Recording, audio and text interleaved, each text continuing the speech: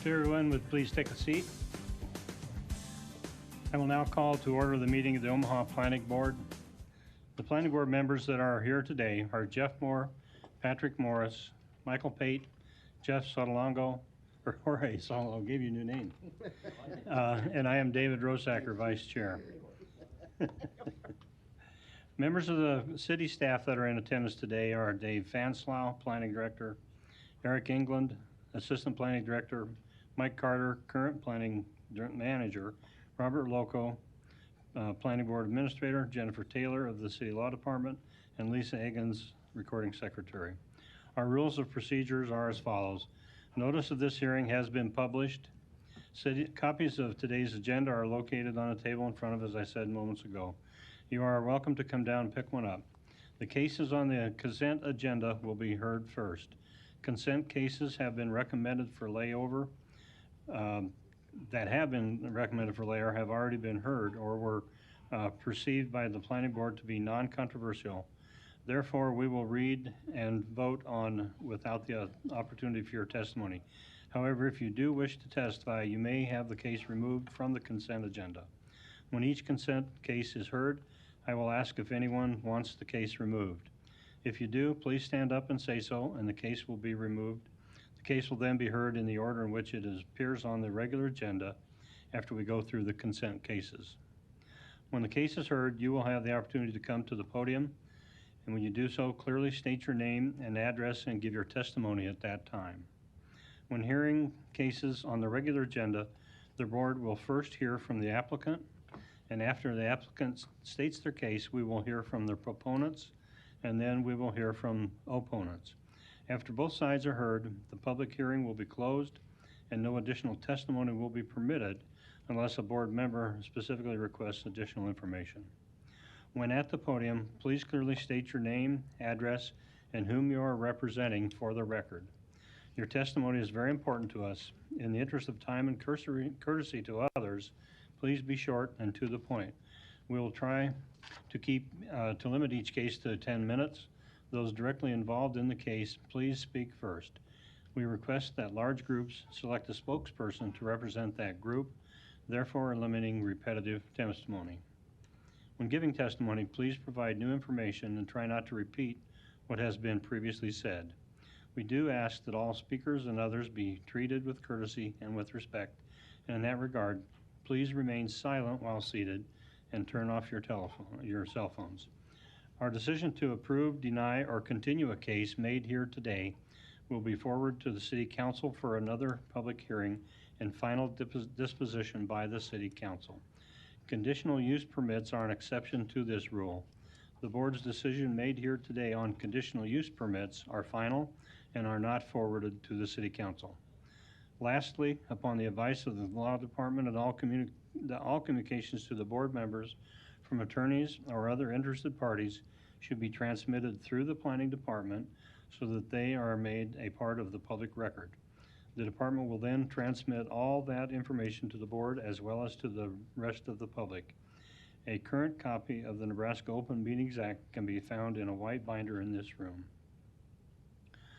There is one change to the consent agenda, and that is case number 8, which was on for approval, will be removed from the consent agenda and will be heard in its order.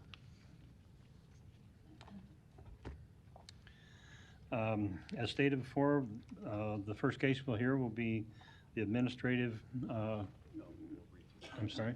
Read through the consent items. Okay, that's right. So the consent items, we'll read through those first. The first item in consent agenda is number 9, case number C321200. The applicant is the Planning Department on behalf of the City of Omaha, and it's on for approval. The request is the approval of the disposition of city-owned property to an interested party.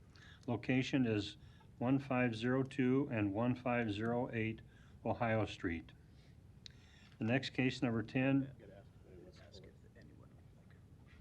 Okay, that's my first time as acting chair. So, is there anybody that would ask to have that removed from the consent agenda? If not, we'll move on. The next case is 10 C3 21201, which is submitted by the Planning Department on behalf of the City of Omaha, and it's on for approval. The request is the approval of the disposition of city-owned property to an interested party. Location is 2815 Ohio Street. Does anyone want that removed from the consent agenda? So if not, we'll go to 11, case C3 21202, submitted by the Planning Department on behalf of the City of Omaha. It's on for approval. Request is the approval of the disposition of city-owned property to an interested party. The location is 2878 Miami Street. Does anyone wish to have that removed from consent? Saying none. Next case, number 12, is case number C3-21-203, submitted by the Planning Department on behalf of the City of Omaha. It also is on for approval. Request is for the approval of the disposition of city-owned property to an interested party in location 2203 Maple Street and 2706 North 22nd Street. Does anyone wish to have that removed? Seeing none. Next case, number 13, is C3-21-204 and C10-21-205 and C12-21-206, submitted by Falcone Land Development, LLC. It is on for approval, and the request is for the preliminary plat approval of Avante, a subdivision outside city limits with rezoning from AG to DR and R4, along with a waiver of the PDZ present development zone. And the location is northwest of 195th and 4th Streets. Does anyone wish to have that removed? Seeing none. Case number 14, C10-21-207, C12-21-208, submitted by the Players Club Golf, LLC. It is on for approval. The request is the preliminary and final plat approval of Deer Creek replat number 24, a minor plat outside city limits with rezoning from DR and R5 to DR and R5. The location is 7411 and 7417 North 126th Avenue. Does anyone wish to see that removed? Seeing none, the next case on the consent agenda is number 16, case number C10-21-211 and C12-21-212, submitted by Westbury Farms, LLC. That's on for approval.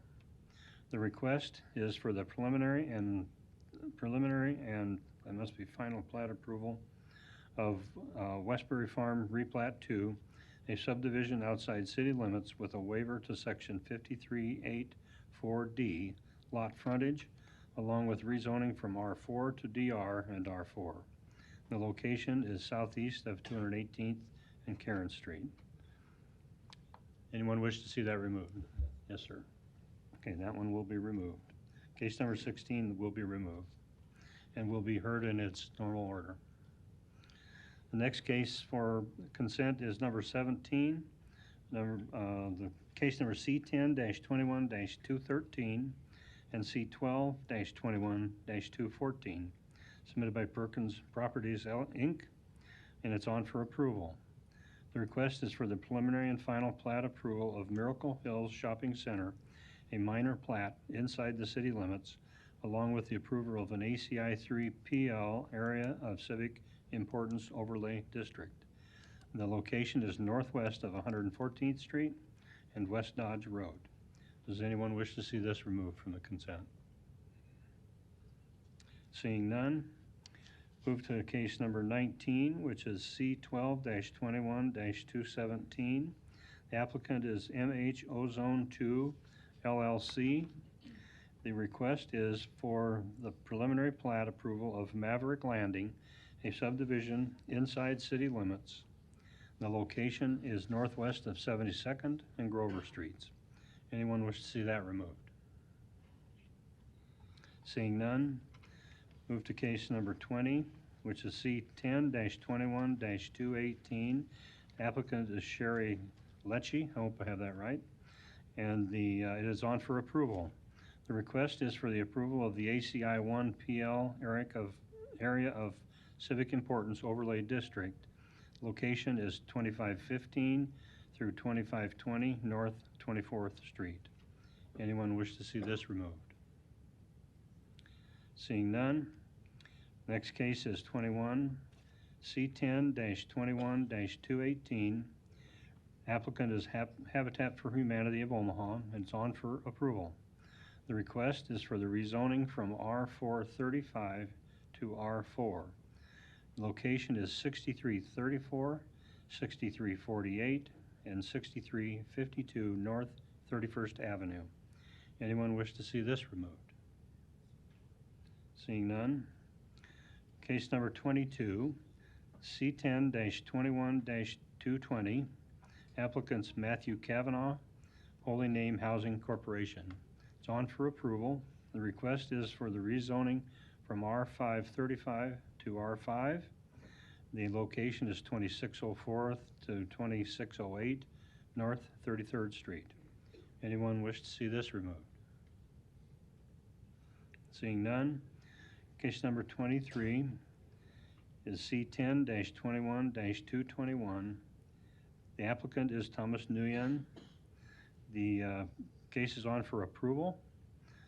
The request is approval of the MCC Major Commercial Corridor Overlay District. The location is 637 and 639 North Saddle Creek Road. Anyone wish to see this removed? Seeing none. The next case on consent agenda is number 27, C11-20-142, C10-21-230. Applicants Darren Smith for Arch Icon Development. It's on for approval, and the request is for the rezoning from R7 and GI to R7 with approval of a major amendment to the PUD, Planned Unit Development Overlay District. The location is northwest of 16th and Charles Streets. Anyone need to see this removed? Seeing none. Next case is 28. Case number C8-21-178, C8-21-179, C10-21-177. The applicant's Alyssa Garth. It's on for layover. Request is a rezoning from R5 and DR to DR, along with approval of a special use permit to allow outdoor sports and recreation, outdoor sports and recreation in the DR district, and to allow a recreational club in the DR district. The location is south of 206th and Pacific Street. Anyone wishing to see this removed? Seeing none. Case number 21, C8-21-231. The applicant is Grushan McMiller. It's on for layover, and the request is the approval of a special use permit to allow transitional living in the GC district. The location is 701 South 75th Street. Anyone wish to see this removed? Yes, okay, we will remove case number 21 or 29 from the consent agenda. Next case is 30, C8-21-232. The applicant is Linda Davis Dorsey. It's on for approval. The request is approval of a special use permit to allow small group living disabled in the R4 district within 600 feet of another small group living facility. The location is 5008 North 60th Avenue. Does anyone wish to see this removed? Yes, sir. Okay, number 30 is removed from the consent agenda. Next case is number 32, C8-17-257. The applicant's Kimley Horn. It's on for approval. The request is approval of a major amendment to the large project special use permit in the GI district. And the location is 5701 South 85th Circle, 5639, 5711, 5805, 5810, and 5820 South 86th Circle. Anyone wish to remove this from the consent? Seeing none, move on to case number 33, number C7-21-234. Applicant is X Golf Nebraska LLC, on for approval. The request is approval of a conditional use permit to allow indoor sports and recreation in the CC district. Property is located in an ACI 3PL overlay district. The location is 808 North 102nd Street. Anyone wish to see this case removed? Seeing none, case number 34 is number C7-99-030 and C10-21-224. Applicant Schemmer Associates, on for approval. The request is approval of a major amendment to the conditional use permit to allow religious assembly in the R4 district with approval of the MCC Major Commercial Corridor Overlay District. Location is 14205 Ida Street. Anyone wish to see that one removed? No discussion. We just call for a vote. Yep. Okay, do we have a motion on the consent agenda? Items for approval. I motion to approve agenda items number 9, 10, 11, 12, 13, 14, 17, 19, 20, 21, 22, 23, 27, 32, 33, and 34. Second. Lisa, we have a vote? Moore, Yes. Morris, Yes. Pate, Yes. Sotolongo, Yes. Mr. Chair, Yes. motion approved. And we have a motion for layover? Move to lay over item 28. Second. May we have our vote? Morris, Yes. Pate, Yes. Sotolongo, Yes. Moore, Yes. Mr. Chair, Yes. motion approved. So, Probably a reminder for those in those cases. so anybody that was here for those cases, those have now been dispatched, and we will not deal with them any further today. You're welcome to stay or leave, whichever you wish. So the first case will be administrative meeting only, case number 1 for subdivisions. The case is number C10-13-178 and C12-13-179. The location, or excuse me, the applicant is 192 Harney Holdings LLC, Jack Schrager. The request is final plat approval of the Grove Ridge Lot 4, formerly 192nd and Leavenworth, a subdivision outside city limits with rezoning from AG to R6. The location is southeast of 192nd and Harney Streets. Now this is allied with case number 25, which is not a public hearing, but we will hear that one subsequently after this one. So may we hear from the applicant, please? Well, is the applicant here for this project, I would ask? Kyle, are you okay if we join the two together and just have one public hearing? So if you could read Okay. number 25 as well. So case number 25, which we'll hear concurrently, is C11, excuse me, -13-177. The applicant is 192 Harney Holdings LLC, Jack Schrager. The request is the approval of major amendment to the PUD, Planned Unit Development Overlay District, in the location southeast of 192nd and Harney Streets. So now may we hear from the applicant.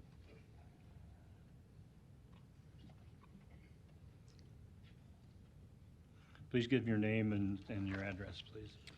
My name is Kyle Hazy with ENA Consulting Group, representing the applicant. Address is 10909 Mill Valley Road, Omaha, Nebraska. The property that we're looking at is on the southeast corner. This is 192nd Street, and this is Harney. To the east, to the west of the property is the Everett Place development. To the north is the future Avenue 1.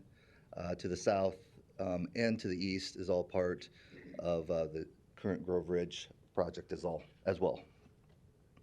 What we are proposing is a multifamily R6 PUD for the property. It's currently zoned ag. It's a two-building, multifamily, with a total of 248 units. They have some covered garage parking underneath, as well as some detached garages and some carports. 190, 190th Street will continue down and connect with the Grove Ridge project. They also have a pool interior to the project with some nice open space as well. Here is some elevations of the proposed buildings. They have a nice mix of materials and colors and more of a flat roof pitch to meet the 35 and under height requirements within the R5 PUD. And with that, I'll make myself available for any questions you may have.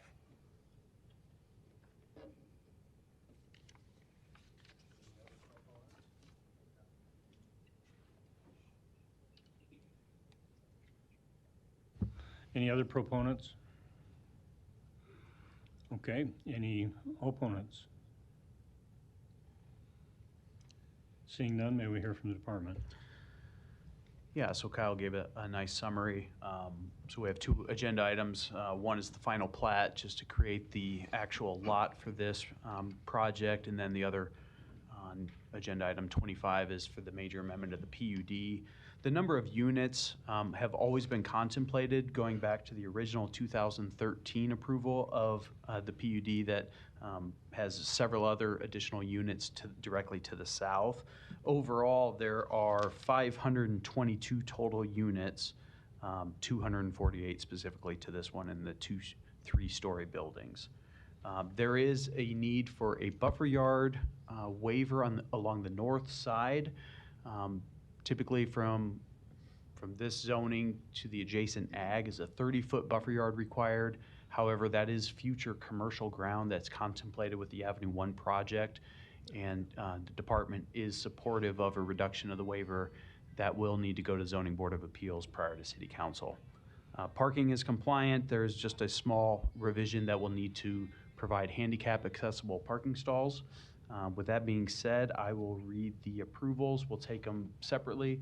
Please let me know if you have any questions, but I'll read agenda item number 1, which is the final plat. Staff recommends approval of the rezoning from AG to R6. Approval of the final plat subject to submittal of an acceptable final subdivision agreement prior to forwarding to City Council. Do we have a motion? I motion for approval of the rezoning from AG to R6 and approval of the final plat subject to submittal of an acceptable final subdivision agreement before forwarding to City Council. Second. Lisa, will you record the vote? Pate, Yes. Sotolongo, Yes. Moore, Yes. Morris, Yes. Mr. Chair, Yes. motion approved. Regarding agenda item 25, staff recommends approval of the major amendment to the PUD subject to obtaining a buffer yard waiver from the ZBA and submittal of acceptable final PUD plans, providing a minimum 9 accessible stalls prior to City Council. Thank you. Lisa, will you record? Oh, I'm sorry, motion. I'll move approval of the major amendment to the PUD Planned Unit Development Overlay District, subject to obtaining a buffer yard waiver from the Zoning Board of Appeals and submittal of an acceptable final PUD plans, providing a minimum of 9 accessible stalls prior to forwarding this request on to City Council. Second. Now, Lisa, you take a vote. Sotolongo, Yes. Moore, Yes. Morris, Yes. Pate, Yes. Mr. Chair, Yes. motion approved. Thank you. Thanks, Kyle. Thank you. Now, case, we'll take number 2. Case C3-21-193, Planning Department on behalf of the City of Omaha. And the request is for the approval of the 2022-2027 CIP, location City of Omaha in the 3-mile extraterritorial jurisdiction. May we hear from the applicant? Hi, Kevin Carter, City Planner. As you're all aware, the Capital Improvement Program, or CIP, is a 6-year plan that is updated annually, which outlines the city's projects over the next 6 years regarding streets, sewers, parks, and other public facilities. The Planning Department's role in crafting the CIP is to facilitate the process, but it is truly a collaborative process that involves people in almost every city department and in the mayor's office. And the role of the planning board is to make a recommendation as to the conformity of the CIP with the city's master plan. That recommendation is forwarded to city council, and staff finds that the CIP is in conformance with the master plan and recommend approval. I'm here to answer any questions you might have.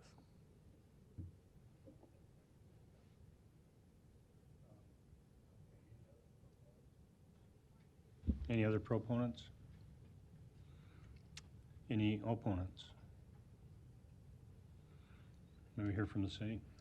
Yeah, I don't have much to add, except our long-range planning division does a very good job of coordinating with Kevin Carter that just spoke and Derek Miller, manager of that division, and working with the entire CIP task force and then all the way up to the mayor's priority committee. Recommend approval.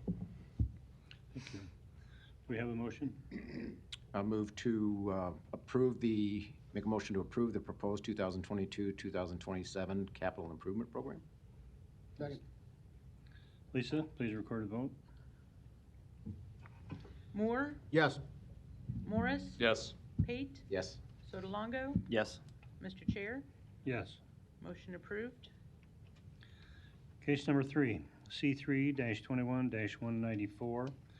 Planning Department on behalf of the City of Omaha requests the approval of the 508 and 1904 TIF redevelopment project plan. The location is 508 South 19th Street and 1904 Farnham Street. Go ahead. Good afternoon. Don Seaton, Omaha City Planning, 1819 Farnham. This is an affordable housing project located downtown on 2 separate sites, both within about a 2-block range of each other, both very close to the building we're in now. We're here. One building is at 19th and Farnham. The other is down by St. Mary's. This is one of the 2 sites. This is an existing historic building located at the northwest corner of 19th and Farnham. It is a 7-story building that's going to be completely rehabilitated for 54 apartment units. There'll be studio and 1-bedroom units. There'll be some street-level commercial uses and a 1,200 square foot speakeasy type lounge in the basement of the building.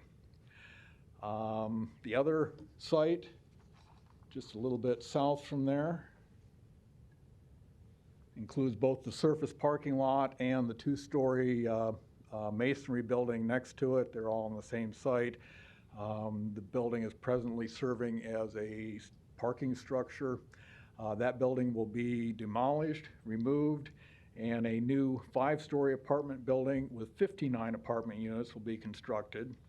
And there will be about 100 parking stalls in the first 2 levels of the new building, and the apartment units will be on the upper 3 stories. The public improvements involved with these 2 sites combined there's a budget of approximately $112,000 for the public improvements, plus the owner is making a contribution of $35,000 into the downtown public improvement fund. Developer is an LLC that's managed by Neeraj Agarwal. Total project cost is an investment downtown of about $34.6 million. The request is for $2,373,961 in TIF support. I would note that with this building, since it's on the register, there are some design considerations. Here's a elevation of the new building where the other building will be torn down. Going back to the historic building, looks like this presently. It went before the Landmarks Commission recently, and they said any rehab of the building, they should do some work to try to go back to a more traditional appearance for the first floor of the building. That's not included in the plans at present, but the developer is working with the urban design team, and there is some room, I think, for some movement there. But it is a good project. It complies with our city's TIF program requirements. It's an appropriate land use for the area, both project or both sites, and we ask for your approval. Thank you, Don. Any other proponents?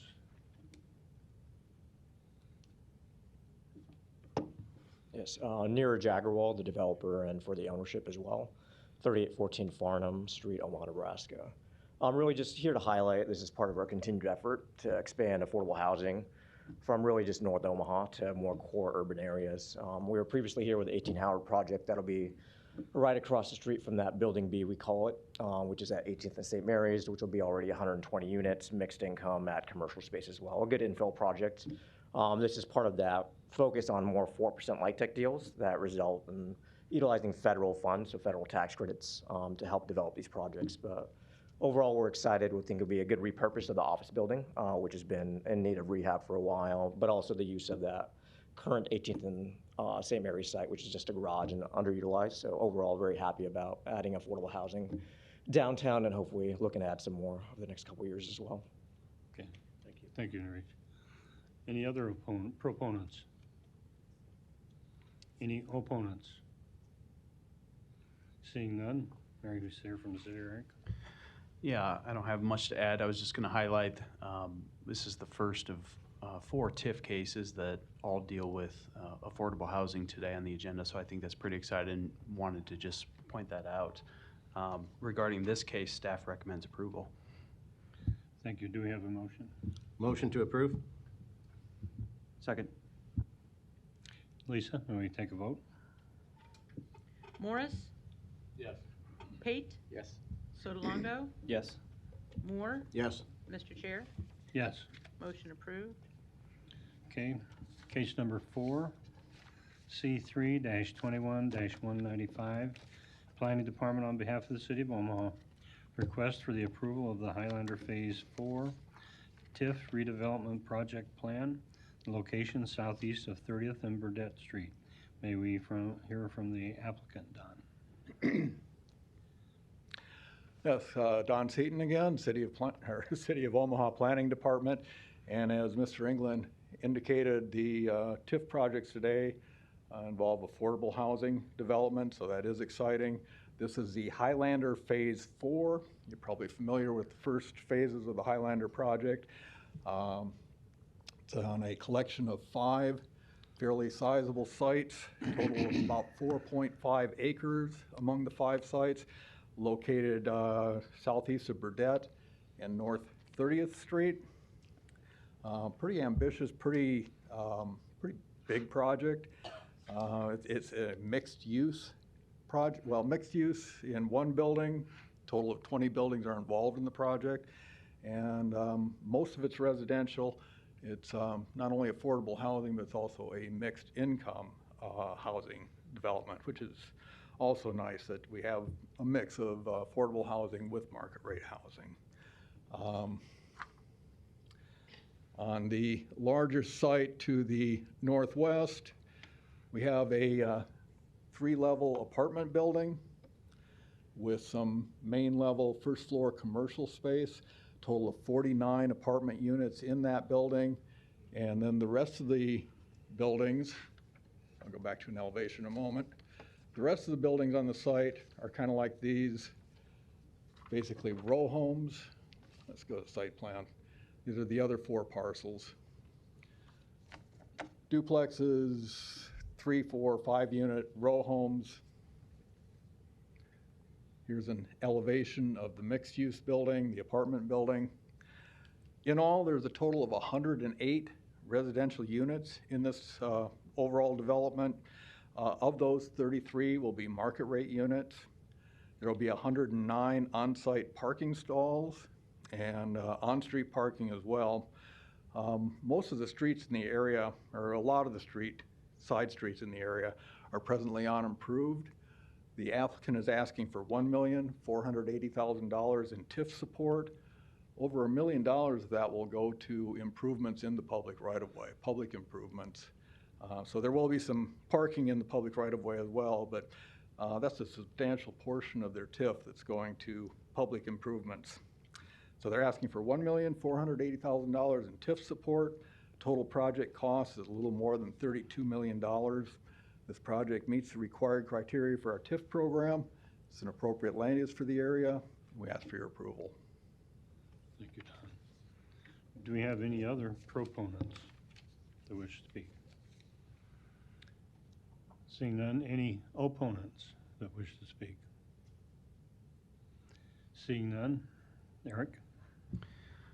Yeah, I'll just add, if those images look familiar, we recently saw within the past couple of months a PUR amendment and a conditional use permit. So this site is obviously familiar to you as we've gone through many steps.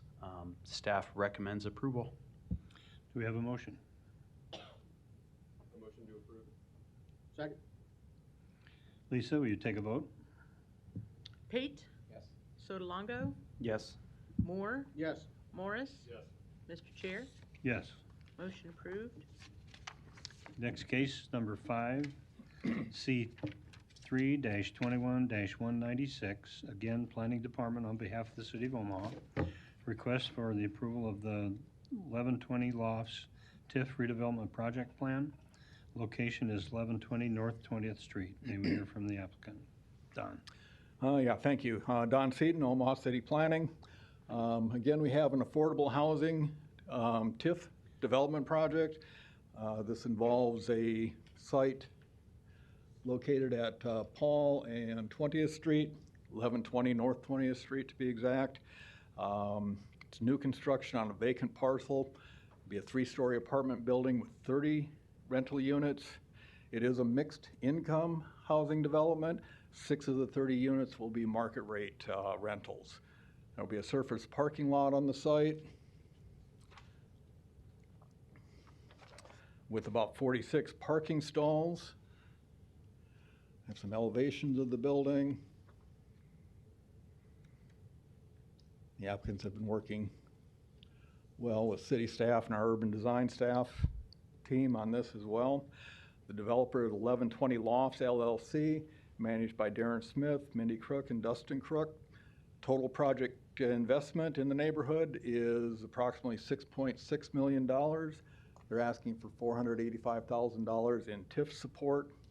Again, this project meets the required criteria of the city's TIF program. It's an appropriate land use for the area, complies with the city master plan goals. We ask for your approval. Thank you, Don. Any other proponents?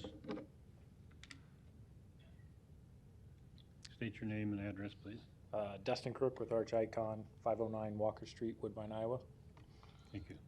This is a twin to a building that we just recently completed last April on 424 South 24th Street, Garage Lofts, focusing on 3 and 4 bedroom units for families. Rent ranges from $450 to $950, and unit sizes from 1,000 to 1,200 square feet. As mentioned before, 6 market rate units, creating mixed income use. And our building that we brought online in April is currently 100% occupied. Thank you. Any questions? Thank you. Thanks, Dustin. Any further proponents who wish to speak? Any opponents? Hearing none. Eric? I don't have anything to add other than staff recommends approval. Do we have a recommendation? Motion to approve. Lisa, record the vote. Sotolongo? Yes. Moore? Yes. Morris? Yes. Pate? Yes. Mr. Chair, Yes. motion approved. And Chairman, if I could ask that we hear case number 7 next before item 6. My apologies, that probably should have been different order on the agenda. Okay, so we'll hear case number 6, which is, or excuse me, 7, which is C3-21-198. Again, Planning Department on behalf of the City of Omaha. The request for is approval of the extremely blighted designation. Location, an area generally bound by Mary and Whitmore Streets to the north, Platt Street to the south, and 38th Street on the east, and 60th Avenue on the west. May we hear from the applicant? Good afternoon, Bridget Hadley, City Planning. Before you is another extremely blighted area designation. This is the second one of the year. So I'll give you just a refresher on what an extremely blighted area is, and then I'll talk about the study area.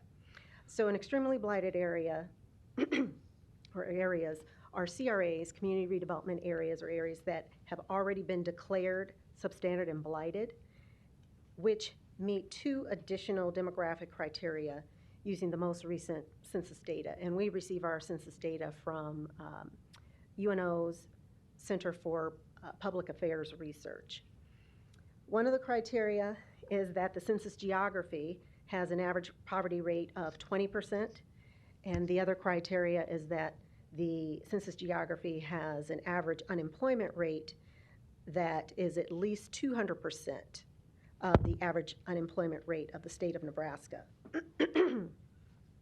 The primary benefits of an extremely blighted area designation are centered around housing, affordable housing, and home ownership.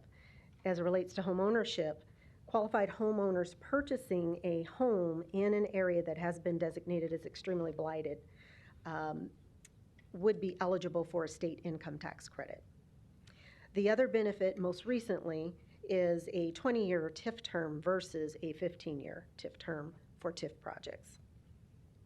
So as it relates to the study area, the city received a request from Habitat for Humanity this year to conduct a study to determine if their potential redevelopment site would qualify for an extremely blighted area designation. So what I have on the screen is an attempt to show you how we start the process and then how it evolves. So this yellow-black line represents the boundary of a community redevelopment area. So everything within that is in a community redevelopment area. This cross-hatched blue site is the actual potential redevelopment site for the former Wintergreen apartment site, as well as some additional parcels. So we start out by looking at the site, and then what census geography is it in, and what are some of the surrounding census geographies. The considerations are given to areas that have potential for additional home ownership opportunities, affordable housing development. We also look at areas where the city planning department's community development division partners' housing efforts are located. Habitat for Humanity is certainly one of the partners. Holy Name Housing is a partner, and there are others. And they have housing efforts all around Omaha, but a lot of them are concentrated in our areas where we have CRAs. And we also do look at census geographies where there are additional opportunities for community redevelopment, economic development, revitalization. So in this case, we use the 2019 census data estimates, 5-year rather, census data estimates, to start looking at, okay, what census geographies will we pull in? So as I said, we evolve to, here again is the potential redevelopment site.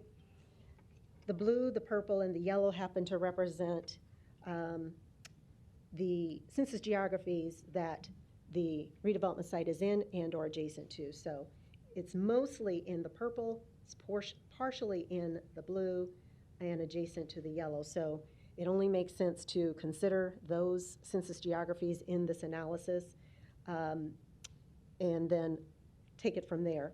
Now what we're ultimately trying to do, I'll jump to this and I'll come back. And ultimately what we're trying to do is get the average, as I had mentioned, to average of the unemployment rate and of the poverty rate to meet what the state law requires. So jumping from this to what is actually in your packet now, which is what we are proposing, the blue areas are the areas that we are proposing to be designated as extremely blighted. And so as I mentioned, the criteria and the considerations we look at, once we figure out what census geographies may work, then we start doing some math. The data we receive, maybe I can zoom in a bit. Could you pull the mic over to a little bit? Sure. Thanks. So what we have is, this column represents the unemployed population. This column is the population of the civil labor force. So you simply take the, not multiply, you add the populations of each of those census geographies, and then we divide the unemployed population by the civil labor force. That gives us this average. So that's how we get to the average. So as we are looking at the census geographies, we're adding, including some, and then we're having to subtract some, just so that we get to, if you can see this up here, this is that 200% threshold. Whatever the average is, it needs to be at least 6.68 or greater to reach the 200% threshold. So with the geographies that we selected, we reached that. As you can see, we exceeded that. The average of all of those is 7.46 for the unemployment. Same, likewise, for the poverty side. We took the population in poverty and then the population with poverty calculation that we received from UNO, and did the same, divided the population in poverty by the population with poverty calculation to arrive at 26.13% as the average unemployment rate of all of those census geographies. So again, it exceeded 20%. We were at the number of census geographies that we needed, and again, how we arrived at those that are in blue. Some may ask, and was asked, why weren't these included?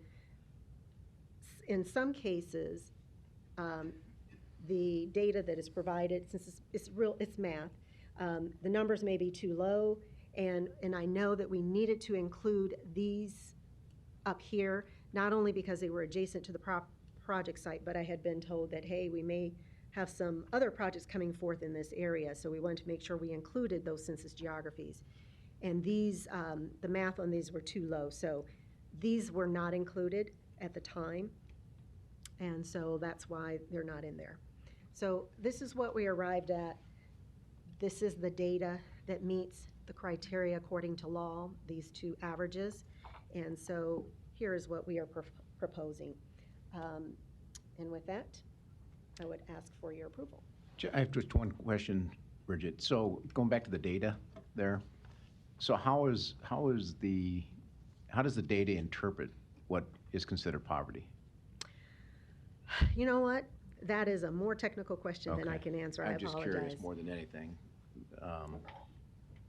Yeah, I can tell you that, we get the data from UNO, and they are always, they're very, very well skilled and experienced in receiving the census data and knowing what it means. And when I told them what I needed, I gave them what the community development law stated, told them what I needed, then they knew what to provide me. Yeah, okay. Thank you. Mm-hmm. Bridget, just a quick question, because I know it's fairly new with the extremely blighted designation. The main difference between that and the normal CRA designation is mostly the time frame that you have to pay off the TIP, is that right? No, so you're talking about the CRA versus the extremely blighted area? Yeah, or am I thinking about that completely wrong? Yeah. Okay. So first of all, again, when we look at an extremely blighted area designation study, the area has to be within a community redevelopment area. So if I go back to this map, the starting point is the area that we're looking at within a community redevelopment area. So it's a little hard to show because I needed to emphasize certain things, but this boundary here is showing the community hard for you to see, is showing the community redevelopment area boundary. So everything within this boundary is a community redevelopment area. So that's the starting point.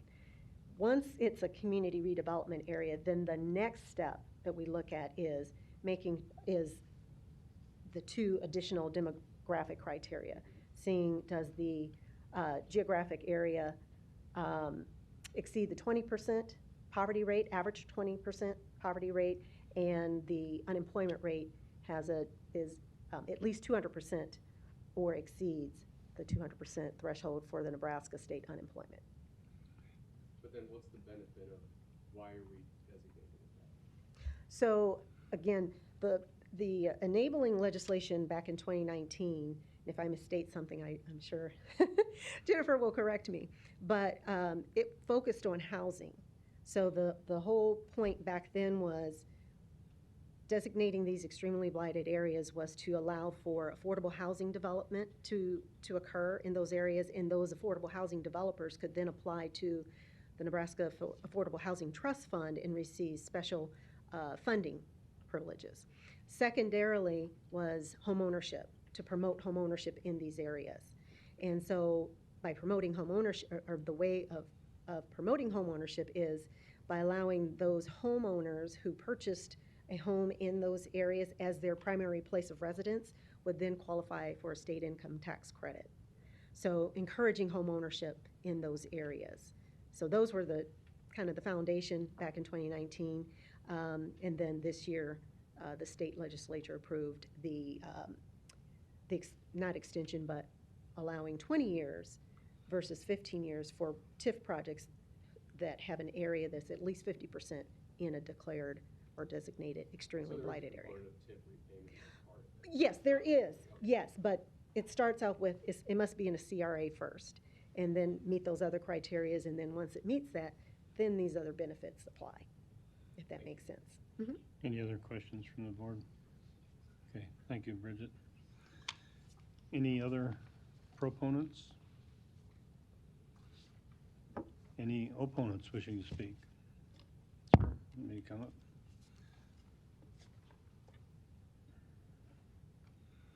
Give us your name and address, sir, please. Thank you. I'm Morris Jones, homeowner, 3314 Fontenelle Boulevard. I'm coming to you today representing a newly established Waverly Civic Association and conversations I've had with the Claremont Civic Association, which is centered, these two civic associations are centered along Fontenelle Boulevard. We received notification about this designation and respect the work that has been done to alleviate poverty. However, I ask that the board hold this for further discussions with the current homeowners that are in the area and are adjacent to this proposed change in designation to extremely blighted. The Claremont Civic Association and Waverly Civic Associations are made up of homeowners. And in light of the effort to alleviate poverty, I'd like for the board to consider home ownership efforts, efforts to communicate with the current homeowners in the area, and the last comment is concerns about increase in the population density that such a designation potentially would lead to in the absence of services. As a homeowner, I purchased, my taxes have doubled, so I see no benefit in being in a blighted district, and I see no increase in services, police, municipal services, park district services. So we are concerned, and I think I speak for all of the residents of the Claremont and Waverly Civic Association. We had our national night out last night and discussed this issue. Thank you very much. I respectfully ask that this be held for consideration and communication with the local community. Claremont Civic Association is one we'd be glad to be present to hear the benefits of this change in designation to the homeowners that are in this area. Thank you. Thank you, Morris. Thank you, Morris. Any other opponents? I'd like to close the public testimony then. I'd like to ask Bridget to come back and address the issues that Mr. Jones brought up. Bridget Hadley, City Planning. I guess I would start with, I did mention that we did have a public meeting, and I checked with, representatives of Habitat for Humanity are here, and we use basically the same list, and we did not have anyone show up at our meeting. I don't know if maybe their neighborhood association is new or not, but I would say that in terms of benefits or not benefits, this is just a designation. There is no guarantee that other projects will come forward, even if they've been talked about, brought up to city staff. There's just no guarantee. Even if they do, as a result of this designation, there are many other public hearing opportunities, is what I would say, for Mr. Jones and any others to voice their concerns. Anytime a TIF project is brought before us, or to the city, I should say, we have initial conversations way before an application is presented to us. We always tell them, make sure you reach out to the neighborhood association. So concerns about density, I think could be addressed at that time if the project is able to even move forward. So I guess I would say that, this is simply a designation. This is one particular project where there has been vacancy for decades, and that it is going to, yes, bring density, but I would say it's density that would fit in terms of additional services. We hope that a lot of our projects, TIF projects, do not require additional public services, meaning the addition of officers and fire department staff. And that's because these are urban projects in an urban core where a lot of that infrastructure is either there and maybe needs to be repaired, or you have public services that already exist. So the idea is not necessarily to increase those types of services. I guess the benefit is maybe from a homeowner standpoint, but I think that's an individual question that has to be asked, is that the more neighbors you bring in, the more residents you bring in, particularly homeowners, then that means you have potentially more disposable income to attract more neighborhood businesses and services. And that's a part of revitalizing a community, which is what we do in the planning department, and this tool is designed for that. So I think that's how I would answer that question. Hey, Bridget, have you seen any impact on taxes, for other homeowners when this designation has happened? I would say for any designation, I have not necessarily seen an impact. I will be honest and say I haven't gone back after we've done a designation to do a full-blown analysis. That would take more staff for me to do that. But the designation alone does not necessarily cause an increase in the valuation of a property. However, once project owners move forward and come forward to say, hey, I have a project, and they move forward and actually construct the project and complete the project, then there could be an increase in valuation, but that could be several years before that valuation actually increases. Well, and if I could jump in, the areas are currently designated with the CRA, Community Redevelopment Area. These areas are already eligible for TIF projects right now. Correct. That is true. Yeah. Thank you. Okay. Thank you, Bridget. Any other questions from the board? Eric? Yeah, I would just add, we're willing to sit down with any residents or neighborhood groups and continue those conversations. I do think there's sufficient time between the planning board hearing and city council public hearings. So we're always willing to have those conversations and sit down and, just discuss whether it's the process or the specific parameters about what the state law allows with such a designation. So with that being said, staff would recommend approval. Do we have a motion? Move approval. Second. Lisa, record the vote. Morris, Yes. Pate, Yes. Sotolongo, Yes. Moore, Yes. Mr. Chair, Yes. motion approved. Okay, as Eric said, we're gonna now take case number 6, and then we'll also do number 18 along with that. First case number 6 would be C3-21-197. And the applicant is the planning board on behalf of the city of Omaha. The request is the approval of Blue Stem Phases 1 and 2 TIF redevelopment project plan. And the location is north of Forest Lawn and Curtis Avenues. I should just read the 18 as well, shouldn't I? Yes. Okay, and number 18, which we'll take with this, is C10-21-215, C12-21-216. Applicant is Drew Lear. Request is the preliminary plat approval of Blue Stem Prairie, a subdivision inside city limits with rezoning from R3, R4, and R6 to R5. The location is southeast of 51st Avenue and Mary Streets. May we hear from Bridget again, the applicant? Good afternoon again, Bridget Hadley. As Eric mentioned earlier, this is the fourth of 4 affordable housing TIP projects. Thank you. Sure. And I think a lot of us are excited to see this site be redeveloped. So again, as you read, here are the boundaries of the site. To the north, Mary Plaza. To the south, Curtis Avenue. Furthest east is North 50th Plaza, approximately.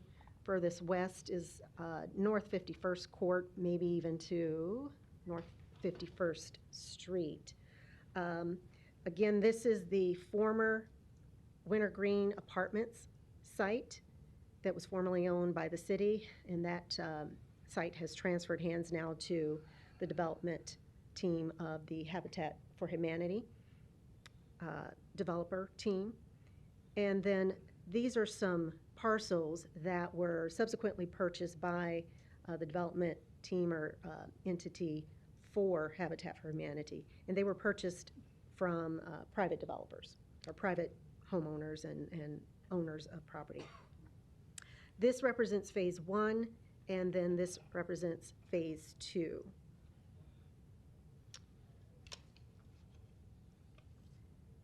This is just another view of that, but I'll leave this one up. So this particular Blue Stem phases 1 and 2 represents a planned multi-generational single-family housing redevelopment project. The total site is about 17 acres, and again, we'll redevelop both the phase 1 and 2 that you see before you. There will be a total of 87 single-family detached homes in this particular area. And it is an area I'm somewhat familiar with. So in that particular area, you have single-family homes, primarily, I would say probably 99% single-family homes. So the land use is absolutely appropriate. In the first phase, it will be comprised of 15 single-family homes, and then in the second phase, will be comprised of 72 single-family homes. And as you can see the site, you can appreciate there will be lots of public infrastructure improvements and reconfiguration of the site to add in a street grid for the single-family homes, sewer work, water lines, storm and sanitary sewer work, utilities that will be needing to be reconfigured. There's a water drainage site there. So lots of site development and public infrastructure improvements will be made as a result of this particular project. And a significant portion of the TIF eligible expenses are going to site development and public infrastructure improvement. The rezoning that will take place is a rezoning from R4 and R6 to R5. And then there is an amendment to the future land use element to low-density residential. I think I mentioned all the public improvements. The total amount of the TIF is a little over 3.4 million, and the total investment of this project is a little over 21.5 million for both phases. And I think I've touched on mostly everything. I do have some I did ask the development team to send me some pictures, so I want to make sure I share the elevations. This is a layout, whoops, of the site, some green spaces, planned green space and open wetlands. There will be some mitigation. I believe I had in my notes that a wetland and tree canopy analysis will be required, and all drainage ways must be encapsulated within outlets that adequately are sized. Then there's also, this is what the site currently looks like. Don't know if you can kind of see, lots of vacancy. This is the road that is leading Forest Lawn Avenue Road that's leading into the site. Some more current views of the site. And then views of the elevations. So lots of different housing styles, roof lines that are a little different than what we may have seen in the past in some of our areas. And as I said, multi-generational, so for families, empty nesters, and even for seniors. There will be some ADUs, accessory dwelling units, I believe that's what it's called, that will be a part of some of these homes. And then I asked for an elevation of ranch style so that we could see what that might look like for the ranch style home. So that is all I have, and I will ask for your approval. Okay, thank you, Bridget. Do we have anyone else from, I guess, Habitat that would come up and talk about either part the TIF or number 18? Drew Lear, Habitat for Humanity, Omaha, 1701 North 24th Street. Just wanted to speak briefly about our replat, the preliminary plat approval. As you see on the drawing here, if I can line this up.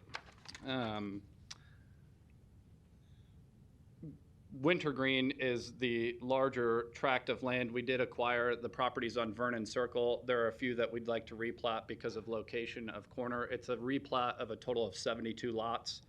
That's really all I have to add. We're excited to get going. We seek your approval.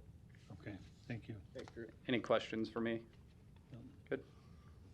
Any other proponents that would like to speak? Okay. How about any opponents? Anyone wish to speak in opposition? Seeing none, then Eric, I'm going to turn it over to you. Yeah, so I'll touch on agenda item 18, which is the preliminary plat and the rezoning, just briefly. Site's a little over 17 acres, so the actual platting portion, as Drew mentioned, is a little bit smaller than the items for the TIF, because some of those southern lots are already appropriately platted and zoned. This is a great redevelopment for this area. There have been a lot of neighbor concerned of just what was formerly there with the Wintergreen Apartments. And, I heard as a young planner when I attended neighborhood meetings in this area that there was, not a desire for any future multifamily in this area. So I think the proposed single-family residential will be a great fit into the existing neighborhood and really what the surrounding property owners would appreciate. There's several existing street stubs or right-of-way stubs that have not been connected into the site. We're doing a good job of providing connections from the surrounding neighborhoods. So I think that's going to be a benefit for all parties in this area. I don't really have anything too much to add as far as the specific conditions. So I would recommend approval of agenda item 6, and then I would read 18 shortly after. Okay, thank you, Eric. Do we have a motion on number 6? Motion to approve. Second. Lisa, would you record the vote, please?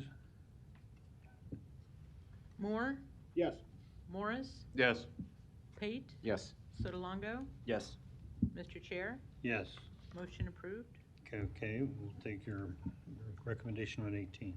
Yeah, so for 18, staff recommends approval of the rezoning from R3, R4, and R6 to R5. Approval of the preliminary plat subject to the 15 conditions in the recommendation report. Do we have a motion? A motion for approval of the rezoning from R3, R4, and R6 to R5, and approval of the preliminary plat subject to the 15 conditions in the recommendation report. Second. Thank you. Lisa, would you record the vote, please? Morris? Yes. Pate? Yes. Sotolongo? Yes. Moore? Yes. Mr. Chair? Yes. Motion approved. Okay, case number 8, C321-199, Planning Department on behalf of the City of Omaha. It's on for approval. The request is the approval of the disposition of the city-owned property under community development law. And now bear with me with all these addresses. I hope I don't make a mistake. 3209 and 3213 North 24th Street, 2620 and 5310 North 25th Street, 3511, 4115, and 5317 North 26th Street, 5343 North 27th Avenue, 5802 and 5810 North 27th Street, 3502, 3519, and 5835 North 28th Avenue, 2732 Brown Street, 2408 Camden Avenue, 2747 Crown Point Avenue, 2116 Emmett Street, 6416 Forest Lawn Avenue, 2115 and 2117 Grant Street, 2529 Miami Street, 2519, 2520, and 2523 Ohio Street, 2622 and 3029 Pinckney Street, 2510 Sprague Street, 2220 Spencer Street, 2621 and 2623 Wirt Street. May we hear from the applicant? Thank you.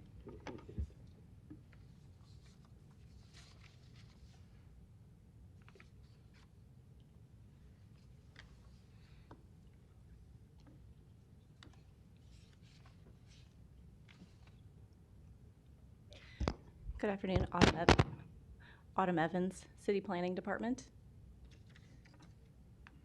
Thank you for reading all the addresses. I will not repeat those. I do have we have a couple maps here, but the area for these 30 properties are all north of Burdette Street. Majority of them are, I haven't used this thing in a while, so there we go. Okay. This map kind of shows it a little bit better than the one with the aerial since there's so many of them. So we have Burdette Street on the south, south of Miller Park, west of Florence, east of Creighton Boulevard. And then we have one property that's just south of Wintergreen site, which was just discussed. And all of these have been requested by Habitat for Humanity for the construction of single-family affordable housing. There is 174,815 square feet. All of them are zoned residential. There is one property that a neighbor requested to acquire, and Habitat has withdrawn their interest in that property, and that one is shown here, 2116 Emmett Street. The church to the east has shown interest in this parcel here. And so that one will be not going to Habitat for Humanity, but we would like to continue with the approval of this one for the disposition, which that one would be sold to an interested party for appraised value. And the other 29 parcels would be sold to Habitat for Humanity for $1 under community development law as an effort to expand more affordable housing. And staff recommends approval, and I'm here for any questions. And Habitat is also here as well if you have any specific questions for them. Thanks, Autumn. Thanks. Any other proponents speak? If not, any opponents? Come on down.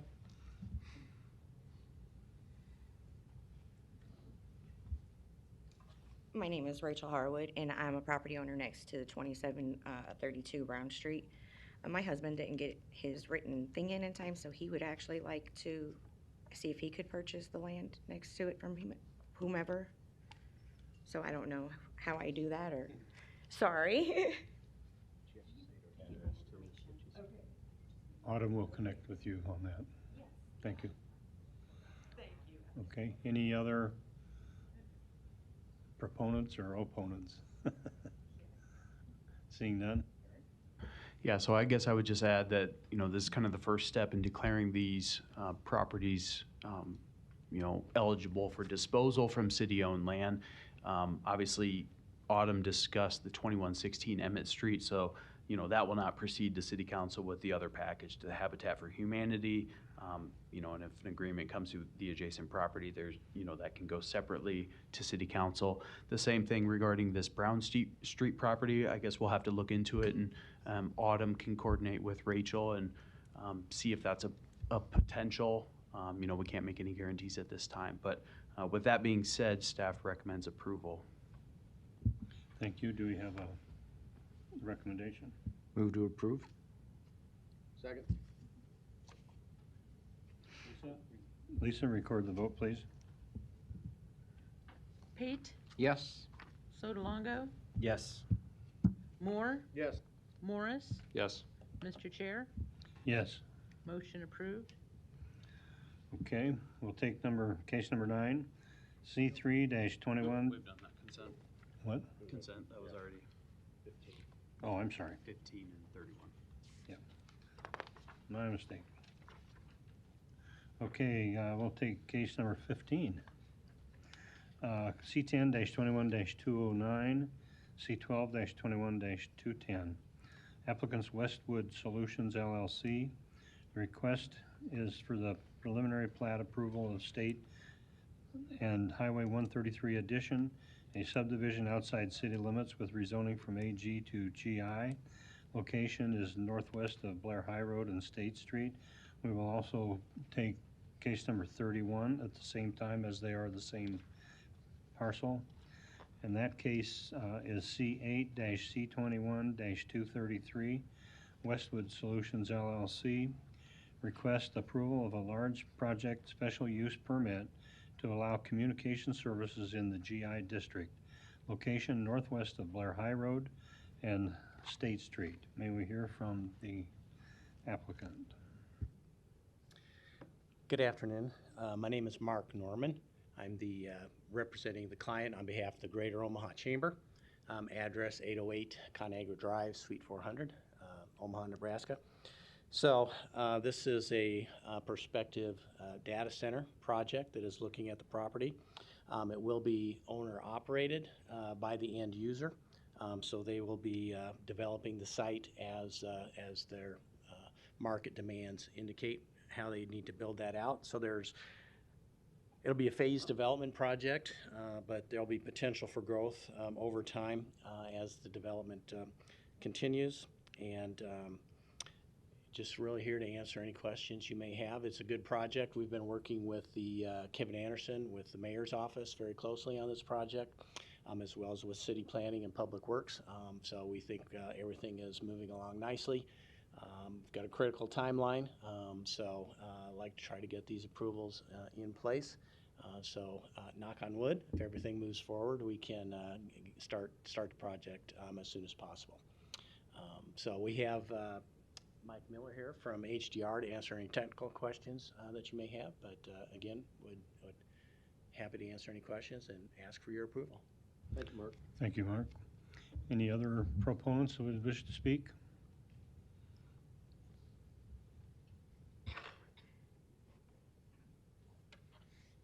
Good afternoon. Kevin Anderson, City of Omaha Mayor's Office, here in support and make myself available for any questions.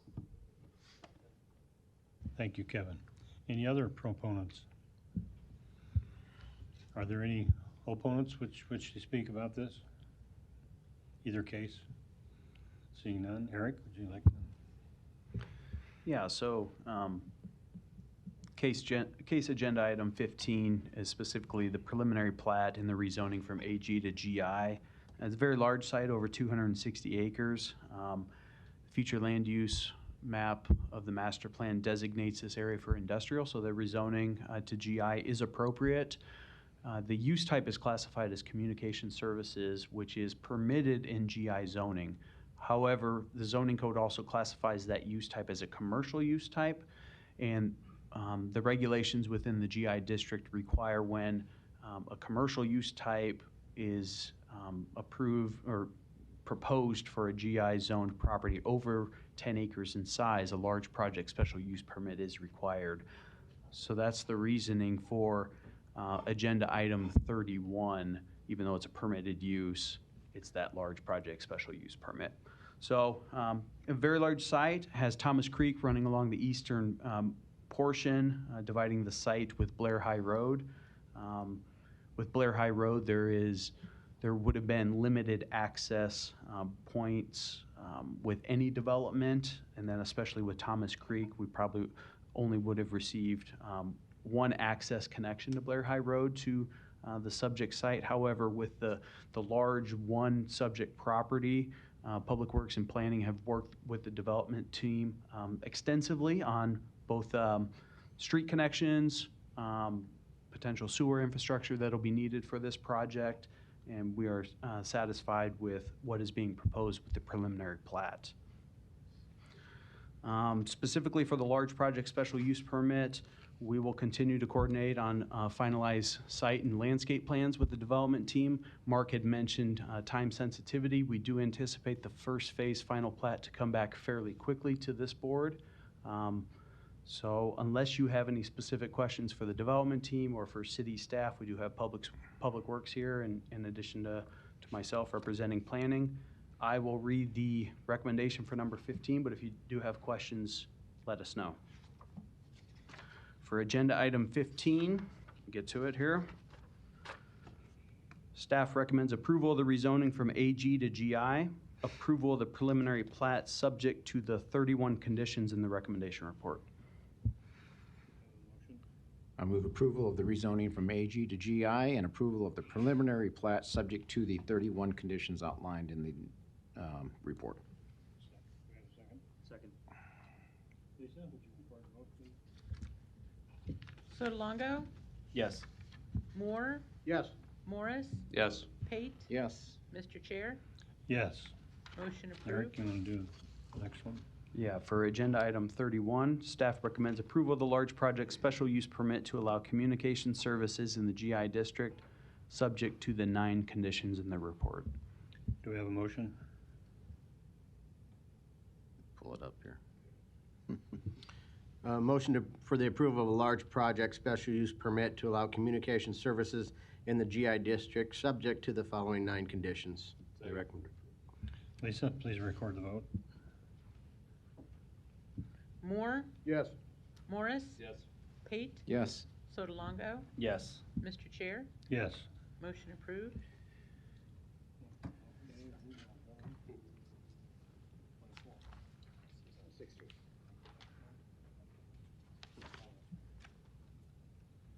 Okay, case number 16, C10-21-211, C12-21-212.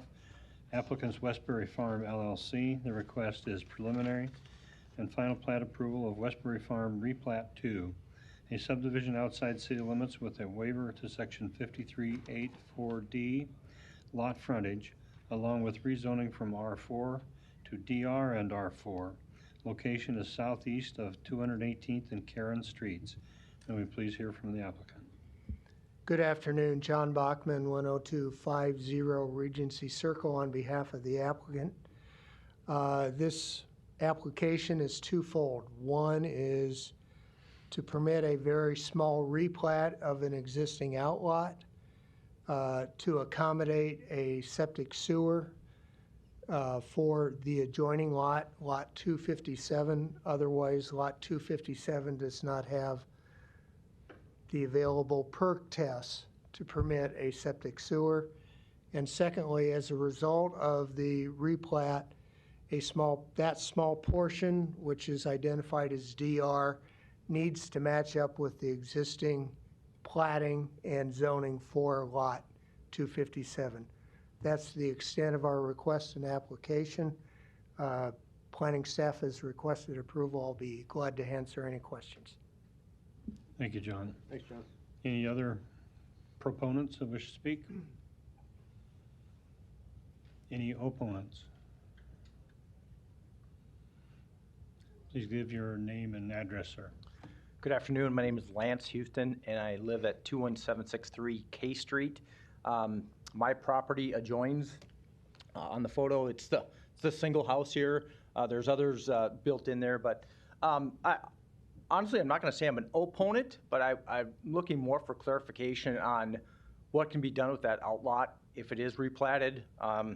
Just as an example, I took this picture this morning, and this is looking right off my back deck. And my concern is what's going to happen to this area once it's replatted. Again, I'm not opposing to the letter of the law. I'm just looking for clarification on what can be done after that would be replatted.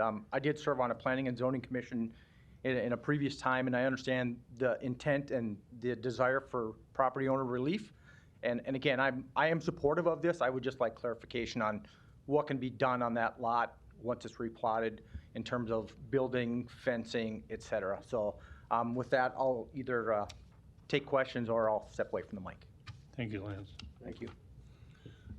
John, would you like to come up and address that? Our intentions, John Bachman, 10250 Regency Circle, our intentions are to do minimal site work on the lot other than to accommodate the silt basin, or not silt basin, the septic sewer that will need to be put in there. Otherwise, it's going to remain the same and look the same. Thank you, John. Other than what we need to do for the septic sewer, it's going to stay the same.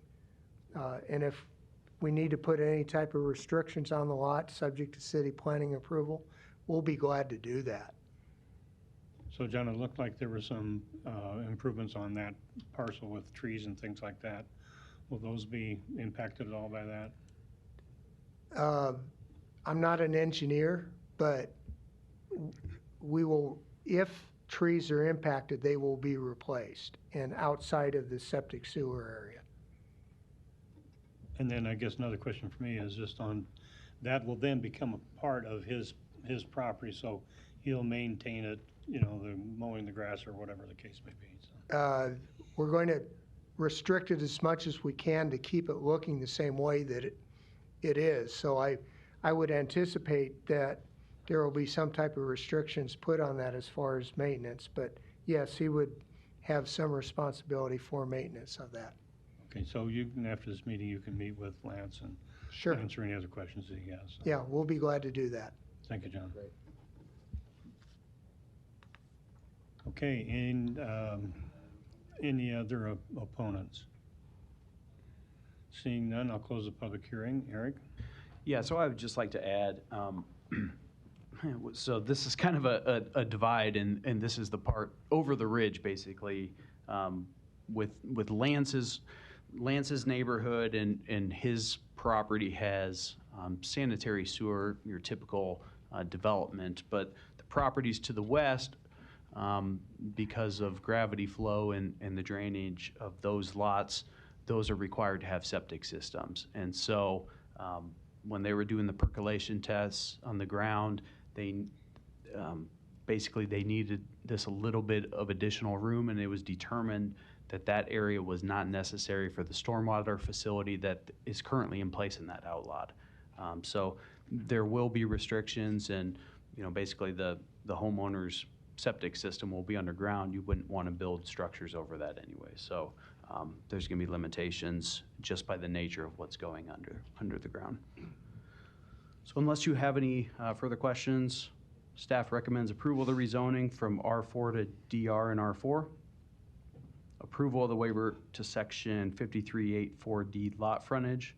Approval of the preliminary plat subject to providing for the use, ownership, and maintenance of the outlots in the subdivision agreement, including that outlot B shall have a septic sewer easement to the benefit of lot 257 Westbury Farm.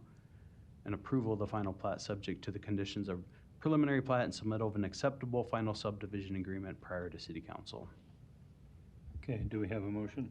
I motion for approval of the rezoning from R4 to DR and R4, approval of a waiver to section 5384D lot frontage, approval of the preliminary plat subject to providing for the use, ownership, and maintenance of the outlots in the subdivision agreement, including that outlot B shall have a septic sewer easement to the benefit of lot 257 Westbury Farm, and approval of the final plat subject to the conditions of the preliminary plat and submittal of an acceptable final subdivision agreement before forwarding a request to City Council. Second. Lisa, will you please record the vote? Morris? Yes. Pate? Yes. Sotolongo? Yes. Moore? Yes. Mr. Chair, Yes. motion approved. Okay, let me make sure I'm on the right one here. I think we're on 24. Case number 24, C10-21-223. Michael Malley Real Estate LLC is the applicant. Request is for the rezoning from R5 to TOD3 MNR, and the location is 201 South 71st Street. May we hear from the applicant, please? Thank you, Mr. Rosecker. Brent Beller, 1140 West Center Road, on behalf of the applicant, Michael Malley Real Estate. With me today is Mr. Malley, in case you have any questions. Before you today is a rezoning of a piece of property just basically at 201 South 71st, so just off the corner of 72nd and Dodge. This is the parcel. To the north, obviously, is Fuddruckers, and there's a couple commercial units there. There's a Scooters, and then to the west is a commercial center, a retail center with Barrett, GameStop, another one, and then of course Chipotle. If you're like me, I'm there 3 times a week, but that's my own problem. So with that, this parcel is just about 0.27 acres. As long as we can tell, it's been vacant probably since the late 70s, early 80s. So it was interesting to hear Bridget earlier when she was talking about the CRA and empty lots and how we do this. When we do infill development, there's a lot of these lots still left in the city of Omaha. This one in particular is not in a CRA. We're not asking for TIF. This is a straight rezoning. And so it's currently zoned R5. R5, as you all know, is a transitional. It's an urban area where it's zoned to allow for a buffer between traditionally single family and commercial uses going on. So for whatever reason, we don't know, and maybe Eric or someone knows why it was zoned R5 or the history of that. But in any event, we're taking advantage of the TOD with the MNR overlay zoning designation. So with that, what we're proposing, and here is the actual site plan, is 4 market rate condominium townhomes. So townhomes, whether you're in the R5 or the TOD, is a permitted use here. But these will be 4 commercial rate townhomes. They, because we have the TOD, we have a number of standards that we have to comply with.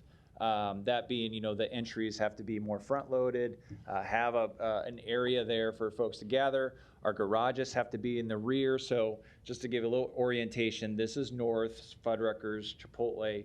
So all of our traffic will come off of 71st. As far as compliance with TOD, we're not asking for any waivers as it applies to TOD. Every facet of this project complies with all your setbacks, your height, your impervious coverage, your parking. So, it's from a zoning standard, it's not all that complicated.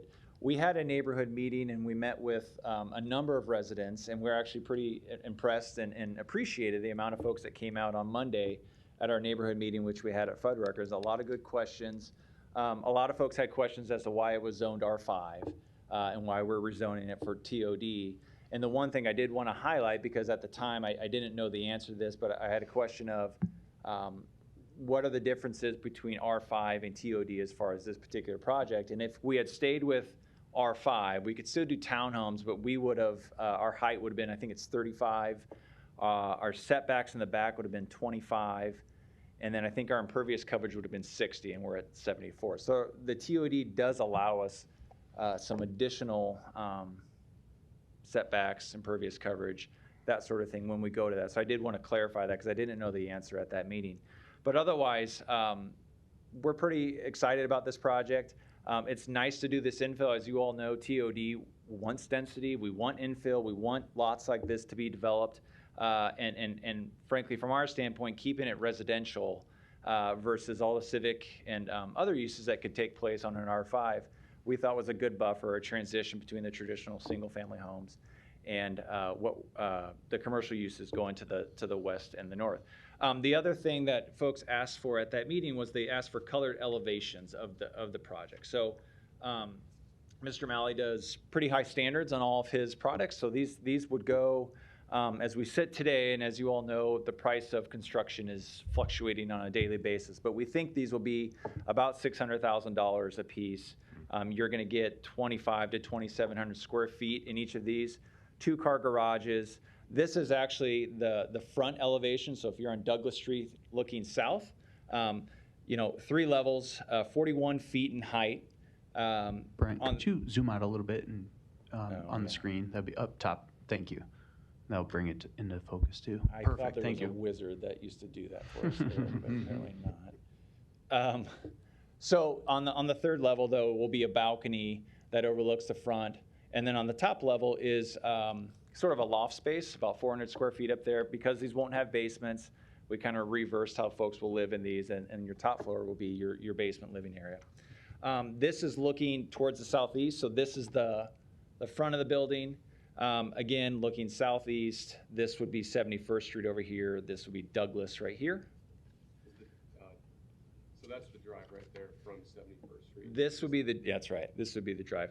And let me specify. So on our elevations that we gave the residents and we submitted to the city, we had depicted or described what all the elements would be. We just didn't color them in. So I think it helps folks to see, the colored brick, the type of wood that we're going to be using, pretty high amenities for these particular townhomes. And this is the rear. So this is looking northeast or basically east. So driveway, parking garage. There is a 2nd level balcony that's just on the 2nd level. We didn't want to have any balconies up here, just to be mindful of our neighbors to the west because it is a residential neighborhood. We know we want to respect their privacy. I'm back there. And then this is looking to the northwest. Again, the garage is on the back. This is the east facade of the building. This is looking west towards Chipotle. Fuddruckers is over here. And then this is the back. This is looking straight north. Obviously with TOD, our heightened design guidelines, our landscaping, our sidewalks, all of that gets high level of scrutiny with the city. We will continue to work with Jed. I know he has to review these plans, and I think as part of your conditional approval, we need to continue those conversations. But as far as the layout and what we want to do, this is what we're proposing. It's also important to note that there are a number of, and this is probably the best depiction, there are a number of really large, I'd call them probably 100-foot trees back along the south border, which provide a good buffer for the owner of this lot and where our lot would be. And also I know, and I met him, the gentleman who owns this house, he has extensive landscaping on both sides. Our goal is to kind of mirror that. It looks really good on his lot. We want to do the same. So obviously we'll have a lot of landscaping on that east side and then also on the south side as well. So with that, we're here for your questions and any response to any questions. And of course, this comes with the department's recommendation for approval. So we're here to help. Brent, I just have just a quick question for you. So on the maintenance of these, is there going to be a company or a management company that's going to maintain all of the property? Yes. So these will actually be condominiumized. So as part of that, there'll be an association that all the owners pay a due. We'll hire a management company to hire all the snow removal, all the lawn care, landscaping, all that sort of annual stuff. Okay. Thank you. Was there any opposition that you heard from the neighbors during the meeting? I don't want to speak for them. I'll let them come up. I thought it was a positive meeting. I'll say this. There are a lot of folks that came up to us after the meeting and said, we came here to oppose your project and we're actually in favor of it now. So I don't know that we have any opposition, but we get it. A site like this has sat vacant for 30 plus years, 40 years. So change is always a little bit, I'm not going to say difficult, but it's certainly, you want to have a conversation, make sure you know and know what's going on. So we hope that we have been upfront, and we want to share these elevations with the owners and the residents, just so they have it too, and so there's no questions. I think more than anything else, what we heard is we want to make sure that we're not changing something. We're not going to bring in a commercial use, a more intense use. Parking and traffic is already an issue for the homeowners around this neighborhood. We don't want to add to that problem. Thank you, Brett. Any other proponents that would wish to speak? No more proponents. And any opponents that would wish to speak? Please give your name and address, please.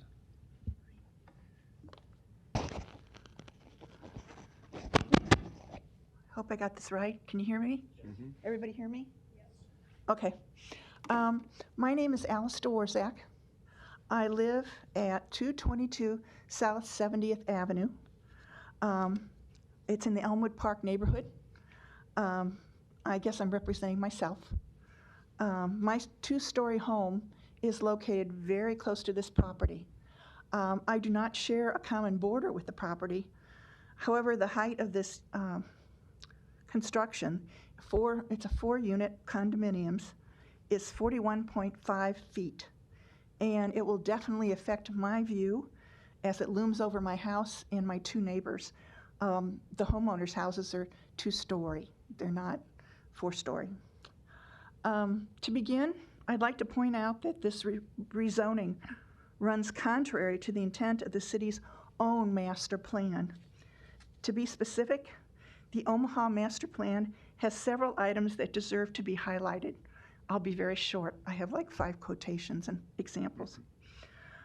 If you go to the master plan, under the chapter called Housing Elements, page 6, goals of the master plan. And I quote, one of the goals is to prevent negative changes to neighborhood character, slip-ins, conversions, spot zoning. This is one individual lot. There's actually 4 of us. I'm sorry, I didn't know that we had visual aids, so I don't have a picture. But if you remember his picture, there are 4 lots, like it's a little island. Oh, great, good. In that case, this is me. This is my house, and this is the new construction. Thank you. Under the master plan, the heading is Creation and Preservation of Healthy Neighborhoods, page 17. Quote, new development should be consistent with the character of older neighborhoods, except in areas designated for extensive redevelopment. This is redevelopment on those 4 little lots that are positioned together. Again, in the master plan, the heading is Compatibility with Surrounding Neighborhoods, page 24. Quote, zoning can help encourage compatibility with the surrounding neighborhood by assuring land uses are compatible and housing density is similar. In this case, the density is not similar. The lots around it are single-family homes. This would be 4 townhouses, each with 3 bedrooms. The text goes on to say, quote, maintaining the form and scale of the structure in the surrounding neighborhood in the new design contributes to a sense of fit within the neighborhood. The operative words being sense of fit within the neighborhood. Again, it is a 4-unit, 4-story, 41.5 feet tall condo structure, and it simply doesn't fit the neighborhood. In the planning book, under section entitled Urban Design Element Subsection Policies, page 52, quote, the city shall encourage the construction of infill development. I believe that's what was referred to. That is in scale with the existing neighborhood. The operative word being in scale. Again, 4 stories versus 2-story houses that's surrounding it. In short, based on the quotes, rezoning of the property runs contrary to the intent of the master plan. I also had a few questions that came up at the Monday night meeting. It had to do with the landscaping, and I hope I do this right. On the original zoning application, I don't know, I go down, I think, or up. I guess that's about the best I can do. This was the page attached to the zoning application, and it shows the trees. If you look on the borders, I am lot number 4, as I showed you on the previous diagram. On one neighbor's side, you can see all those circles. Those are all trees, and they're like deciduous trees. And on the other side, to my neighbor's property, again, you're looking at the circles. The circles are trees. This document was attached to the application. However, when we went to the Monday night meeting, this is the document that I obtained. It wasn't given out to everybody. I asked the questions, so they gave me a copy of it. In this case, those are all little trees. You can see around the borders. Some are big and some are small. The way it's interpreted, based on the legend, it shows 1 fir tree and 2 deciduous trees on the east border, and 2 fir and 2 deciduous trees on the south border. The only new trees are the ones on the north and the west. Is that right? I don't know. Okay. That looks like the only new trees.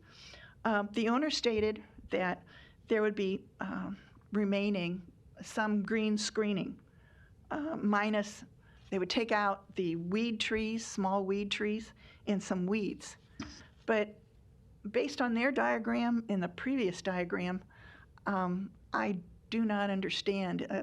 I've always understood the part where when you produce a document and you deliver it to the city, it has to be built or reflect what it's going to look like when it's completed. If this is what it looks like when it's completed, there sure are very few trees based on the diagram I showed you before, where they've got lots and lots of trees. I'd just like some clarification on what the landscaping will look like when it's built. And in closing, I was out of town the week of the July 19th, and I had the post office hold my mail. I'm sure you've done that before. Well, I didn't get my mail until July the 24th. So I only had 10 days to kind of put this together. Therefore, I would like to respectfully request that the case be held over to allow sufficient time for myself and the neighborhood to review some of these documents and clarify, if possible in writing, what the landscaping would look like. Thank you very much for considering my proposal. Thanks. Thank you, Alice. Are there any other opponents that wish to speak? Seeing none, I'll close the public hearing then. And Brett, would you like to come up and address Alice's concerns? Brett Beller, 1140 West Center Road. So a couple things. Part of Alice's questions was the zoning in R5. As we sit today, we could go do this project. So we could go and we could build 4 townhomes as long as they comply with all the zoning requirements. We wouldn't be subject to any of the TOD standards as far as design guidelines, certain requirements. So as long as we complied with all that, we could do this today. We don't, we want to build a product that is viable in 2021, which is why you look to the TOD. TOD is there, and actually the City of Omaha's master plan has this planned as TOD, which is why we're here in front of it. So I understand a lot of what she was saying as far as what the plan says, but then the actual map, the master plan map, has this as TOD. And again, it's TOD because there's a major transportation hub right here, and that's the point of the TOD is we want folks to get out of their cars, rely on public transportation. there is probably not a better vacant lot other than the Crossroads development where you're centered around mass public transportation. So that's why we have the TOD, and that's what the master plan calls for. As far as the landscaping, we're not taking out any trees. So I'm on record, Mr. Malley's on record, we're not touching any of those trees. In fact, that's what adds to the greatness of this lot, is how mature those trees are. We're only adding. So the map that she was referencing, this is actually what we're adding. And one of the things I do need to be mindful of is when we submit these plans, and Eric, I might rely on you a little bit, the City of Omaha, we get to this point, but then there's a little bit of vetting that's done as far as Jed and Eric and everyone else looking at these plans to vet out issues about landscaping, making sure we comply with every facet of the City of Omaha's landscaping plans. While we're here today, there's, as you know, before we get to City Council, there's a little bit more vetting of our plans. In fact, we can't go to City Council until we get all that stuff through urban design. But this is what will be added to the site, not necessarily what will be there when we're done. We're not touching any of that mature landscaping. It's going to be there.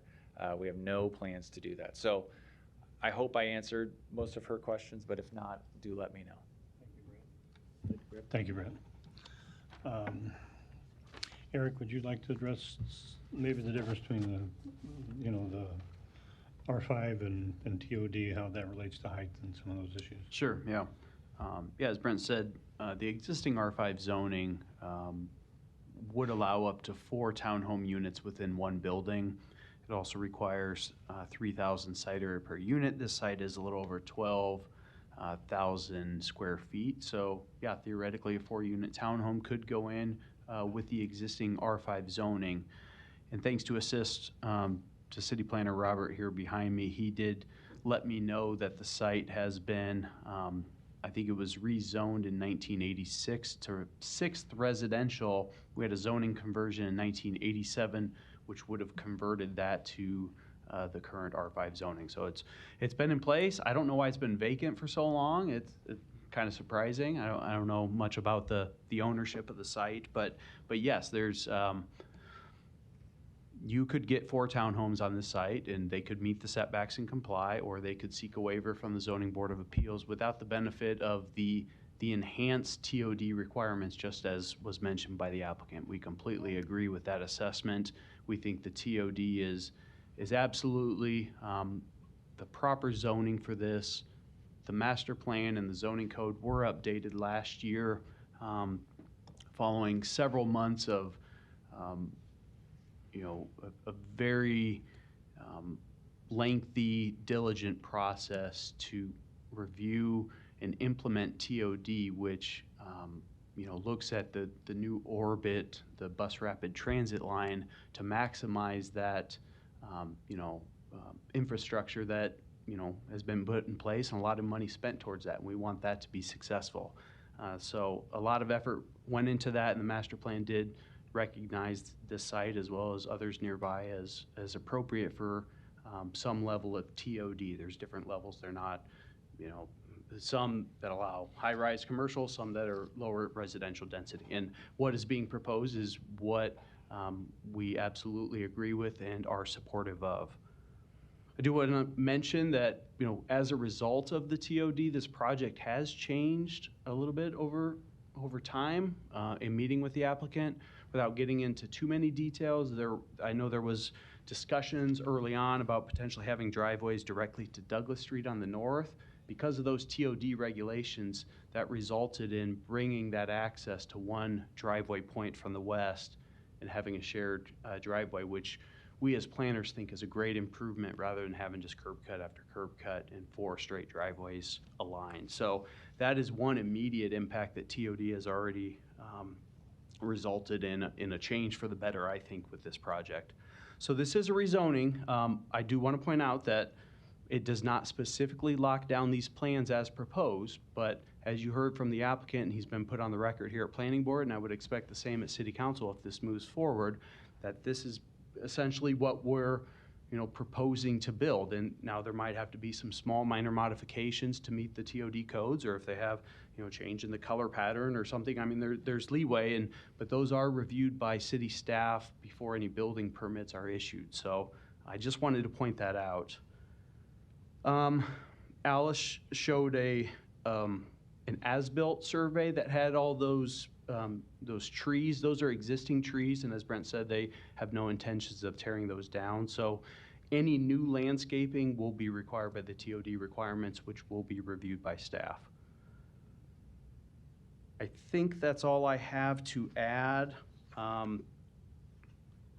As the applicant mentioned, we will go through a thorough review of urban design site plan review before any building permits can be issued for the site, but city staff as well as the master plan does support this rezoning.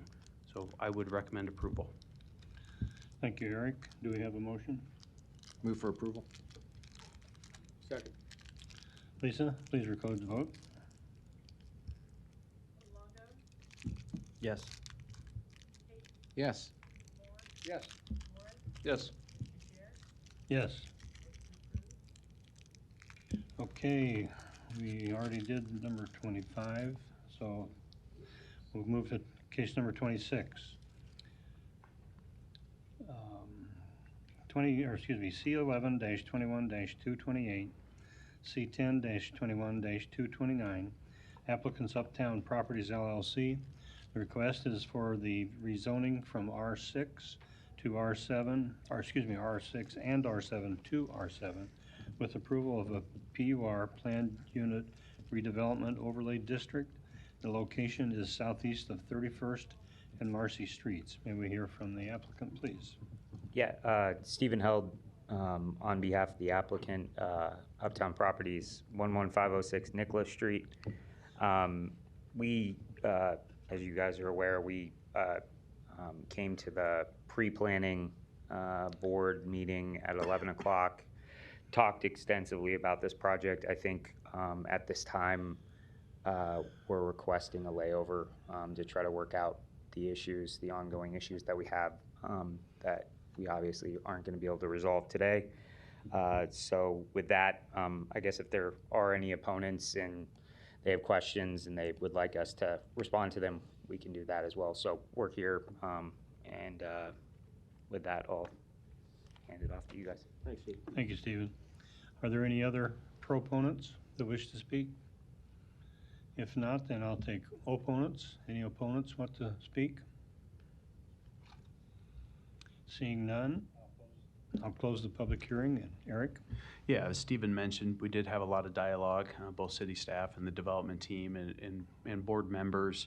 You know, the recommendation report is for denial, but we are absolutely acceptable to a layover to further discussions.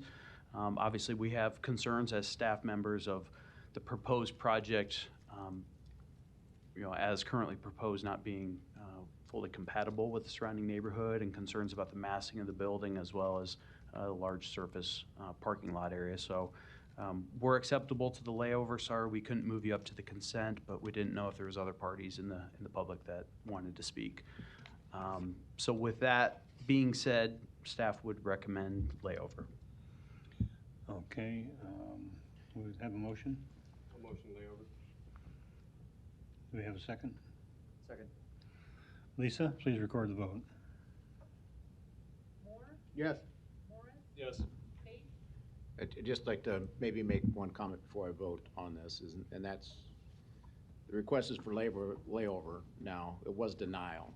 So, Mr. Held, you're gonna have to really work with the city so that we're not wasting time, either your time or their time, to get this to work, okay?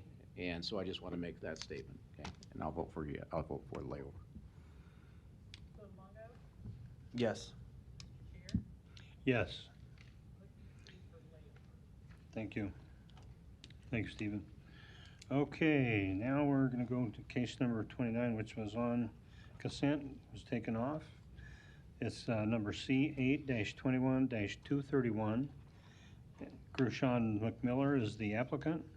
The request is for the approval of special use permit to allow transitional living in the GC district.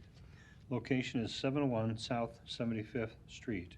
May we hear from the applicant, please? Good afternoon. Can you hear me okay? Okay, great.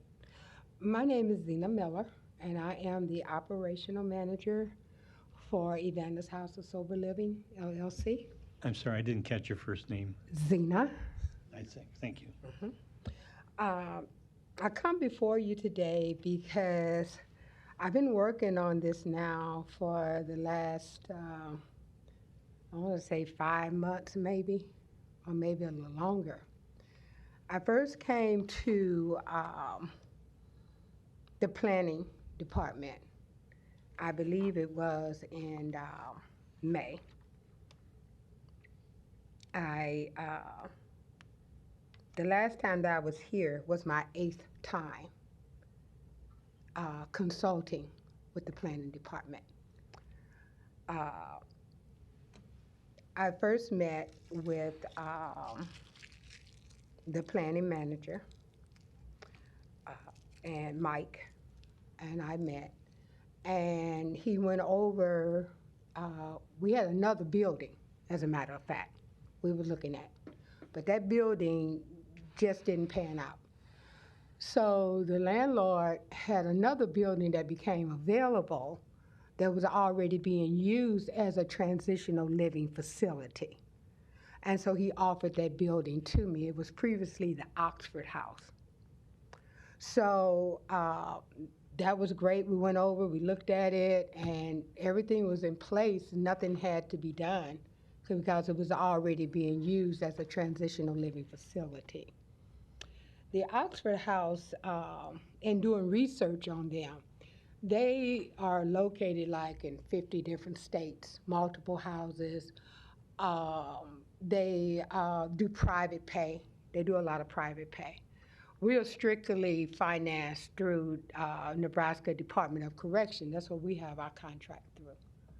I wrote a program that we named HEAL, which is Health Empowerment Alternative Living, which will specifically address a lot of the issues that I feel that the people who are incarcerated when they come out that they're facing. So within that, the way that Evander House will be operated is totally different than any of the other transitional living facilities. We are going to be doing mental health and CD evaluations on our clients as they come through, so we'll see exactly where they are. We do have a mental health therapist that will be working with us to help address family issues, because when people are incarcerated and when they come out, they've been separated from their family. And one of the beliefs that I have is the reason why we have so much gang violence and increase in crime is because a lot of these children's parents are incarcerated. I worked in foster care, and I can tell you that a lot of the guys, the fathers, are in prison. And so I feel that family therapy will be very important, along with group therapy. They've changed the way, Nebraska Department of Corrections has changed the way that they do business. They used to be in the residential communities, which did not work. I was the housing coordinator for a halfway house, and I had 4 houses. And I can tell you that I got complaints all the time. People would just simply make up things just to get our attention to come over. And the way that they were being ran was not correct. There's nothing I could do about that. The only thing I can do is do what my employer tells me to do. But I did see the issues. And with the new program that Nebraska Department of Correction has done, and I totally embrace, is wraparound case management. Wraparound case management means that we individualize each person and what it is that's going on with that individual. My needs are different from your needs. Your needs are different from Mr. Moore's needs. So everybody got a different need. So you just can't come in with a bunch of programming and put it on everybody, because everybody will not need that same thing. So it's going to be more individualized, and along with breathalyzing, because we're a sober living facility, everyone who comes in will be breathalyzed. I purchased a breathalyzer that is equivalent to what the police department uses. I didn't go to Amazon and buy a $34.95 one. It was almost $600, and it was on sale. But knowing that this is very, very important, because a person can be violated if they have a negative breathalyzer. Because anything negative that goes on with the individuals, we have to report to the deprivation officer. And that's a violation, and they could go back to jail. So I don't want to ever put anyone in jeopardy of something like that because I was too cheap to buy what was needed for their own protection. We're also going to be doing UAs, and some of them will be random. The one thing that I put in our program was tracking. We are doing extensive tracking. And when I say tracking, I mean that if a person wants to go to Walmart, they will have to go to the case manager, which we will have a case manager on staff. And they would have to ask the case manager permission to go to Walmart. The case manager would then give that permission slip to a monitor, because we have 24/7 monitors on staff. Once that person goes to Walmart, they will be allotted a time, say 2 hours, to go shopping. Once they get to Walmart, they are going to need to call us, not from their cell phone, but from Walmart's telephone in their customer service department. That way, Walmart is going to show up on our caller ID. The same thing when they get ready to leave, they need to go back to customer service, ask to use that phone. Again, we see, and we know how long it's going to take them to get to from 8th and 78th Street where the Walmart is, and we're on 75th and Pacific. So that's not a 2-hour ordeal to get back to the facility. So this is what I'm talking about when I say tracking.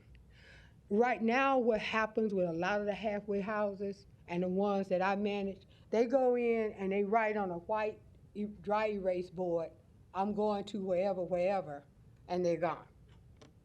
They come back, they tip into their rooms, they pretend like they're asleep, but they're drunk. And the housing manager just goes, oh, he's in his bed, he's in his bed, he's in his bed, and he's doing a bed count because they're sitting there pretending to be asleep. But they came in at 8 o'clock, so they beat the curfew. But that's not going to be the way things are handled at Evander's house. Can I ask you a question? Certainly. Your plan sounds really well done. Like I mean, it sounds like you've been in this work and before. Mm-hmm. But do you know why this was being laid over? Yes, and Okay. I'm getting to that. I just wanted to give you an overview Okay. of what it is that we're doing. Okay. The reason why it's being laid over is because I had gotten a lot of, I don't guess it was misinformation, but a lot of information that was not what I needed to do, what I needed to do with. But once I was given when I got with Mr. LaCrosse Casa and Mike, and we all met because after I had paid my money for my special permit, they then looked at it and said, well, you don't have a site plan. Well, I wasn't told I needed a site plan. I had bits and pieces of everything. I come to one person, like I said, that was my 8th time here.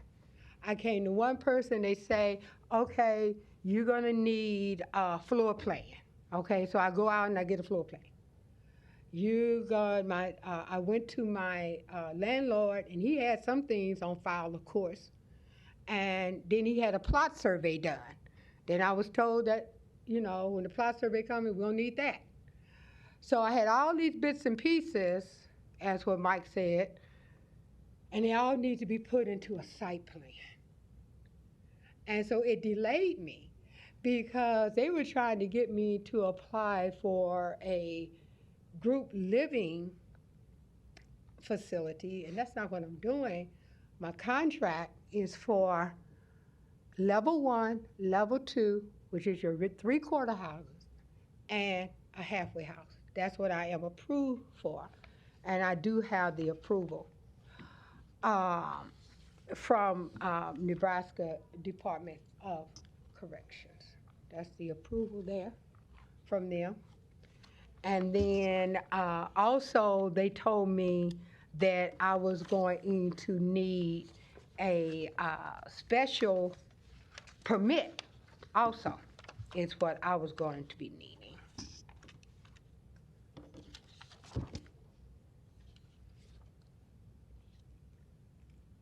And so I have to send them a copy of that because things have changed now.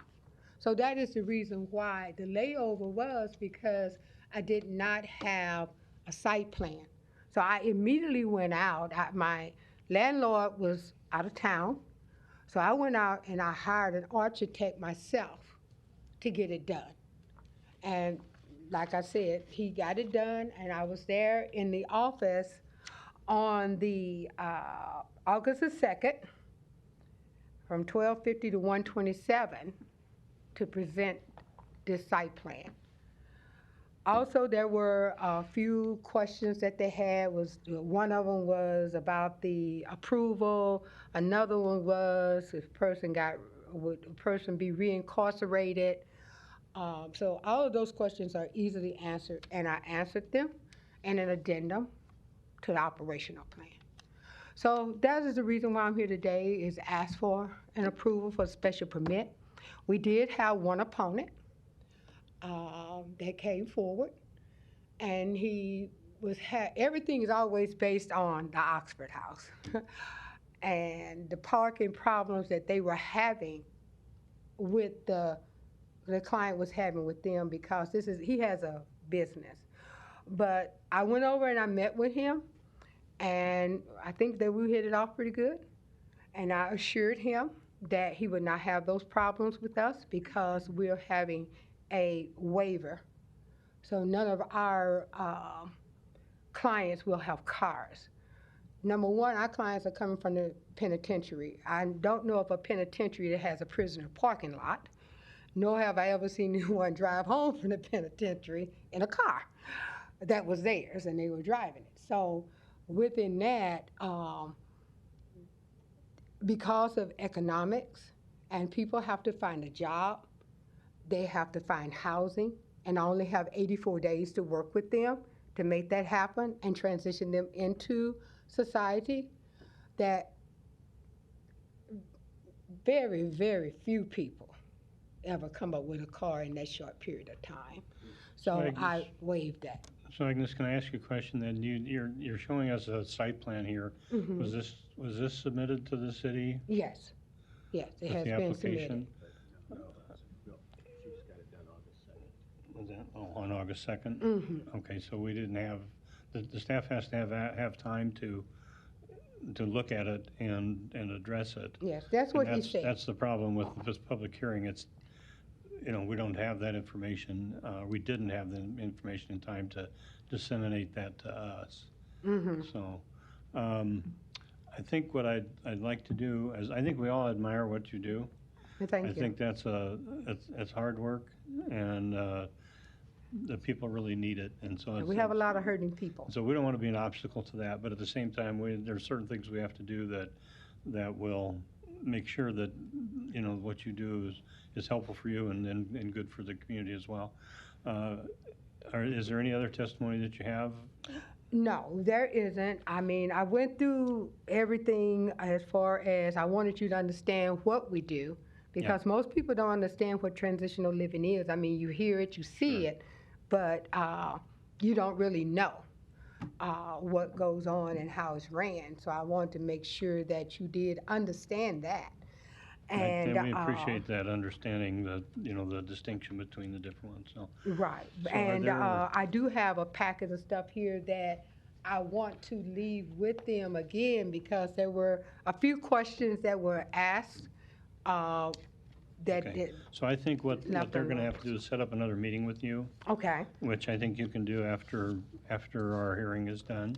Okay. And then we can expedite it so that you don't have to keep coming back all the time. We can get you Thank you, moving I appreciate that. down the road, okay? Well, All thank right, you, thank Agnes. you. Any other proponents that wish to speak? No, was my assistant, Ed, Okay, I don't know whether he has anything to say or not. okay. And, no, I don't have anything else to say. Okay, so then I'll ask if there are any in opposition, any opponents for this rezoning? No, I met with No. him, and he was fine Okay. with what I gave him a copy of my revised operation plan that you guys have, or Okay. will have. I gave that to him, Great. and he was fine with it. Like I said, his problem was with the Oxford House, and I do understand it, because being a housing coordinator for a halfway house, yeah. I Thank you, understand. Agnes. Thank you. All right, so I'll, Stay put for a minute. I'll close the public hearing then, and then I'll turn it over to Eric. Yeah, so obviously we want to help you. You know, this is a good service that you're providing, but as the board member said, we do need the site plan. Now it seems like you have made very good progress on that. So I want you to coordinate with Mike Carter and Robert LaRocco. They're sitting behind me, and they can even go talk to you a little bit further out in the lobby here. We can get you on the next planning board agenda. We'll need any revised information by next Friday at the latest. So if you have it, that's great. And we can get you back on September. We did have some questions about the operating statement and whether it was group living or transitional living. The challenge is the state of Nebraska has different terms and requirements and licensing than what the city does.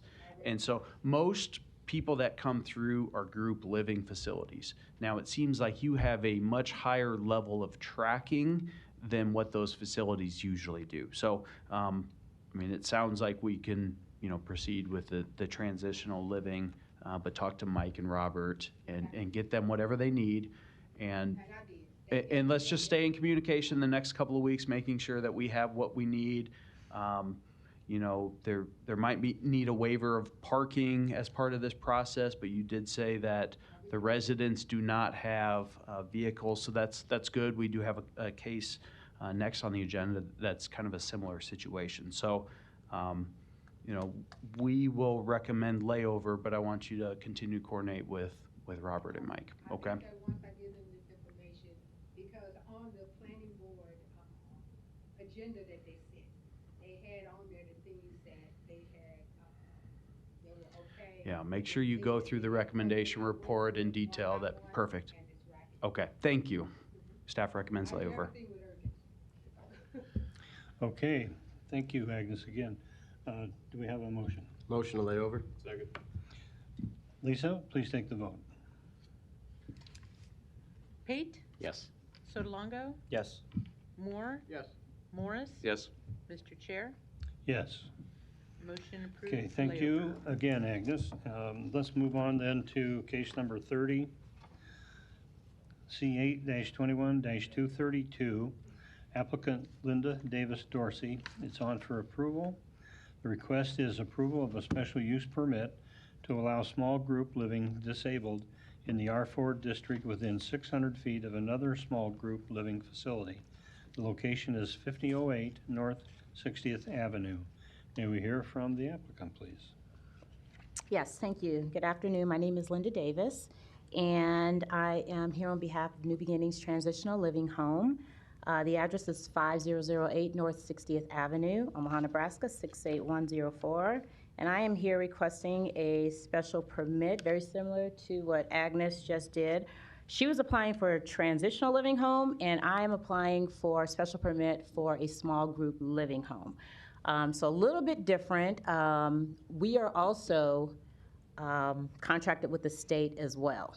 But the difference with the transitional home, and what you said was spot on.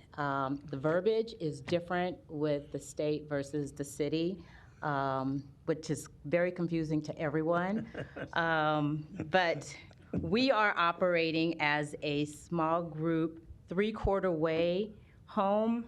So we don't have to go through, based off of the information that I gather, we don't have to go through the licensing that a transitional home would.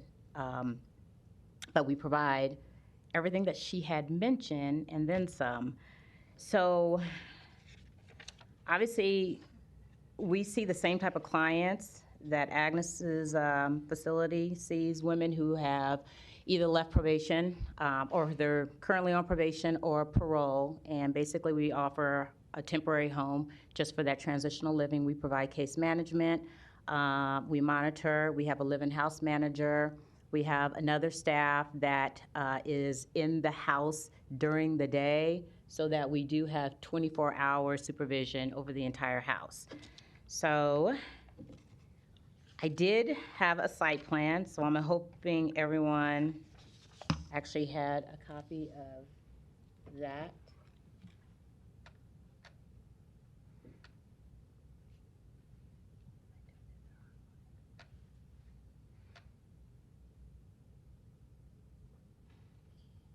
All right. So this is just obviously giving you just the dimensions of the outside of the house. But then I was also told that I needed to have a drawing rendition of the inside of the property. So I didn't pay anyone to do this. I just drew it out myself. I am an artist. Just kidding. But anyway, it's a 4-bedroom, 2-bath house. With small group living, obviously we can have up to 6 individuals, well, total of 8 people total, but we can house 6 women, and then we have a live-in house manager. So we cannot go over that amount. I believe you guys have a copy of the operation agreement or operation statement. The women are not allowed to have a vehicle on the premises. That keeps us within the guidelines of the small group living. So I think that's about it. So I am requesting the recommendation for a small group living permit. Questions? Thank you. Thanks. Do we have any other proponents that would wish to speak? Do we have any opponents that wish to speak? Seeing none, I'll close the public hearing. Yeah, I don't know. Eric? Just to confirm, if somebody pulled it off the consent, they must no longer be here, or they got their questions answered appropriately. So, we do have a recommendation report for approval. Not uncommon, we do have a parking waiver that would be required, the zoning code. Unfortunately, it can't count driveways to count as your required parking, so we do have a garage that provides one stall. We are supportive of the waiver, so that's a little step in the process that we can assist the applicant with in getting that waiver as this proceeds to City Council. So we can continue to work with you on getting that next. So I don't think a waiver is going to be required because the women are not allowed to have vehicles. Well, so that's your supporting justification for the waiver, but the zoning code that we have requires a waiver. Oh. Either you have the parking or you need a waiver, but we support the waiver. Okay. It should be a fairly simple matter, but we're going to have to assist you with getting that application in, and we can work with you on that. So it's another public hearing and board, but because you have the city's support, it's usually very straightforward. Okay. So we'll follow up with you on that. But yeah, we'll want to get that on the next zoning board of appeals meeting. That's about it. There was just one small clarification of the operating statement that we need, that we can work with Linda as well. So staff recommends approval of the special use permit to allow small group living to say, oh, one more thing. Yeah. Sorry. This is usually a permitted use, but because it is within a certain distance of another facility is the reason that we're here, and I mentioned that in the pre-meeting. Approval of the special use permit to allow small group living disabled in the R435 district subject to the 4 conditions in the report. Thank you, Eric. Do we have a motion? I move approval of the special use permit to allow small group living disabled in the R435 district, subject to the 4 conditions outlined in the report. Second. Lisa, please record the vote. Moore, Yes. Morris, Yes. Pate, Yes. Sotolongo, Yes. Mr. Chair, Yes. motion approved. Before we move on, you folks back here have been sitting here for a long time. Were you did you have a specific case that you were, yeah? 42 on 5815 South 86 Circle. That got approved. Oh, I'm sorry, that was on consent agenda. Consent agenda has already been approved, I believe. Yeah, it was approved. Yeah, I'm sorry, it was on the consent agenda. I think you came in after that. I got a notice from the city that said that I was supposed to be here at 1:30. Could you come forward? Sure. I got a bad Should we do our closings? What's that? Should we do our closings or you want to talk in first? Let me talk, no. I'm Herb Grothy from, my address is 13207 Polk Street. I represent Bellevue Cabinets, which I own. I want to show you what I Okay, we know who you are. You were here previously when we saw this before, is that correct? The Bellevue Cabinets? Bellevue. Yeah, you're down by the Ponca Healthcare? Correct. Okay. So unfortunately, this was already voted on the consent agenda, so we can't take public testimony, but it will proceed to city council. We will send, the city clerk's office will send notifications when it is on that. So we've already taken the action that we can take here, and we can't bring it back. But you can go to the city council when this goes to city council. Well, I understand the way I read it is that what they want to do is zone all these 7 parcels together to one in one area. Staff, we can talk to you here offline and try to answer your questions about it. I mean, I'm right here. This is where I'm at, and they wanted to Yeah, they can speak with you. And they want to have a different part on one side of the street, on the other side of the street, a use permit, and I just Gotcha. can't. That's what I was against. Okay, well, they can speak with you right after we finish here. So, we need to approve the minutes of the pre-meeting from July. Motion to approve? Second? Second. Okay, Lisa, take a vote, please. Abstain. Yes. Yes. Yes. Yes. We need a motion on the minutes, approval of the minutes from the July meeting, for the regular meeting. Motion to approve minutes of July meeting? Second. Lisa, take a vote, please.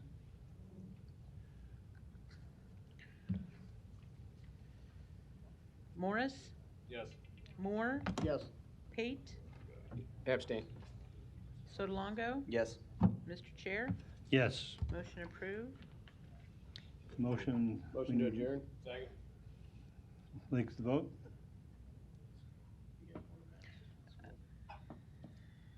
Sotolongo? Yes. Morris? Yes. Moore? Yes. Pate? Yes. Mr. Chair? Yes. Motion Motion approved. adjourned.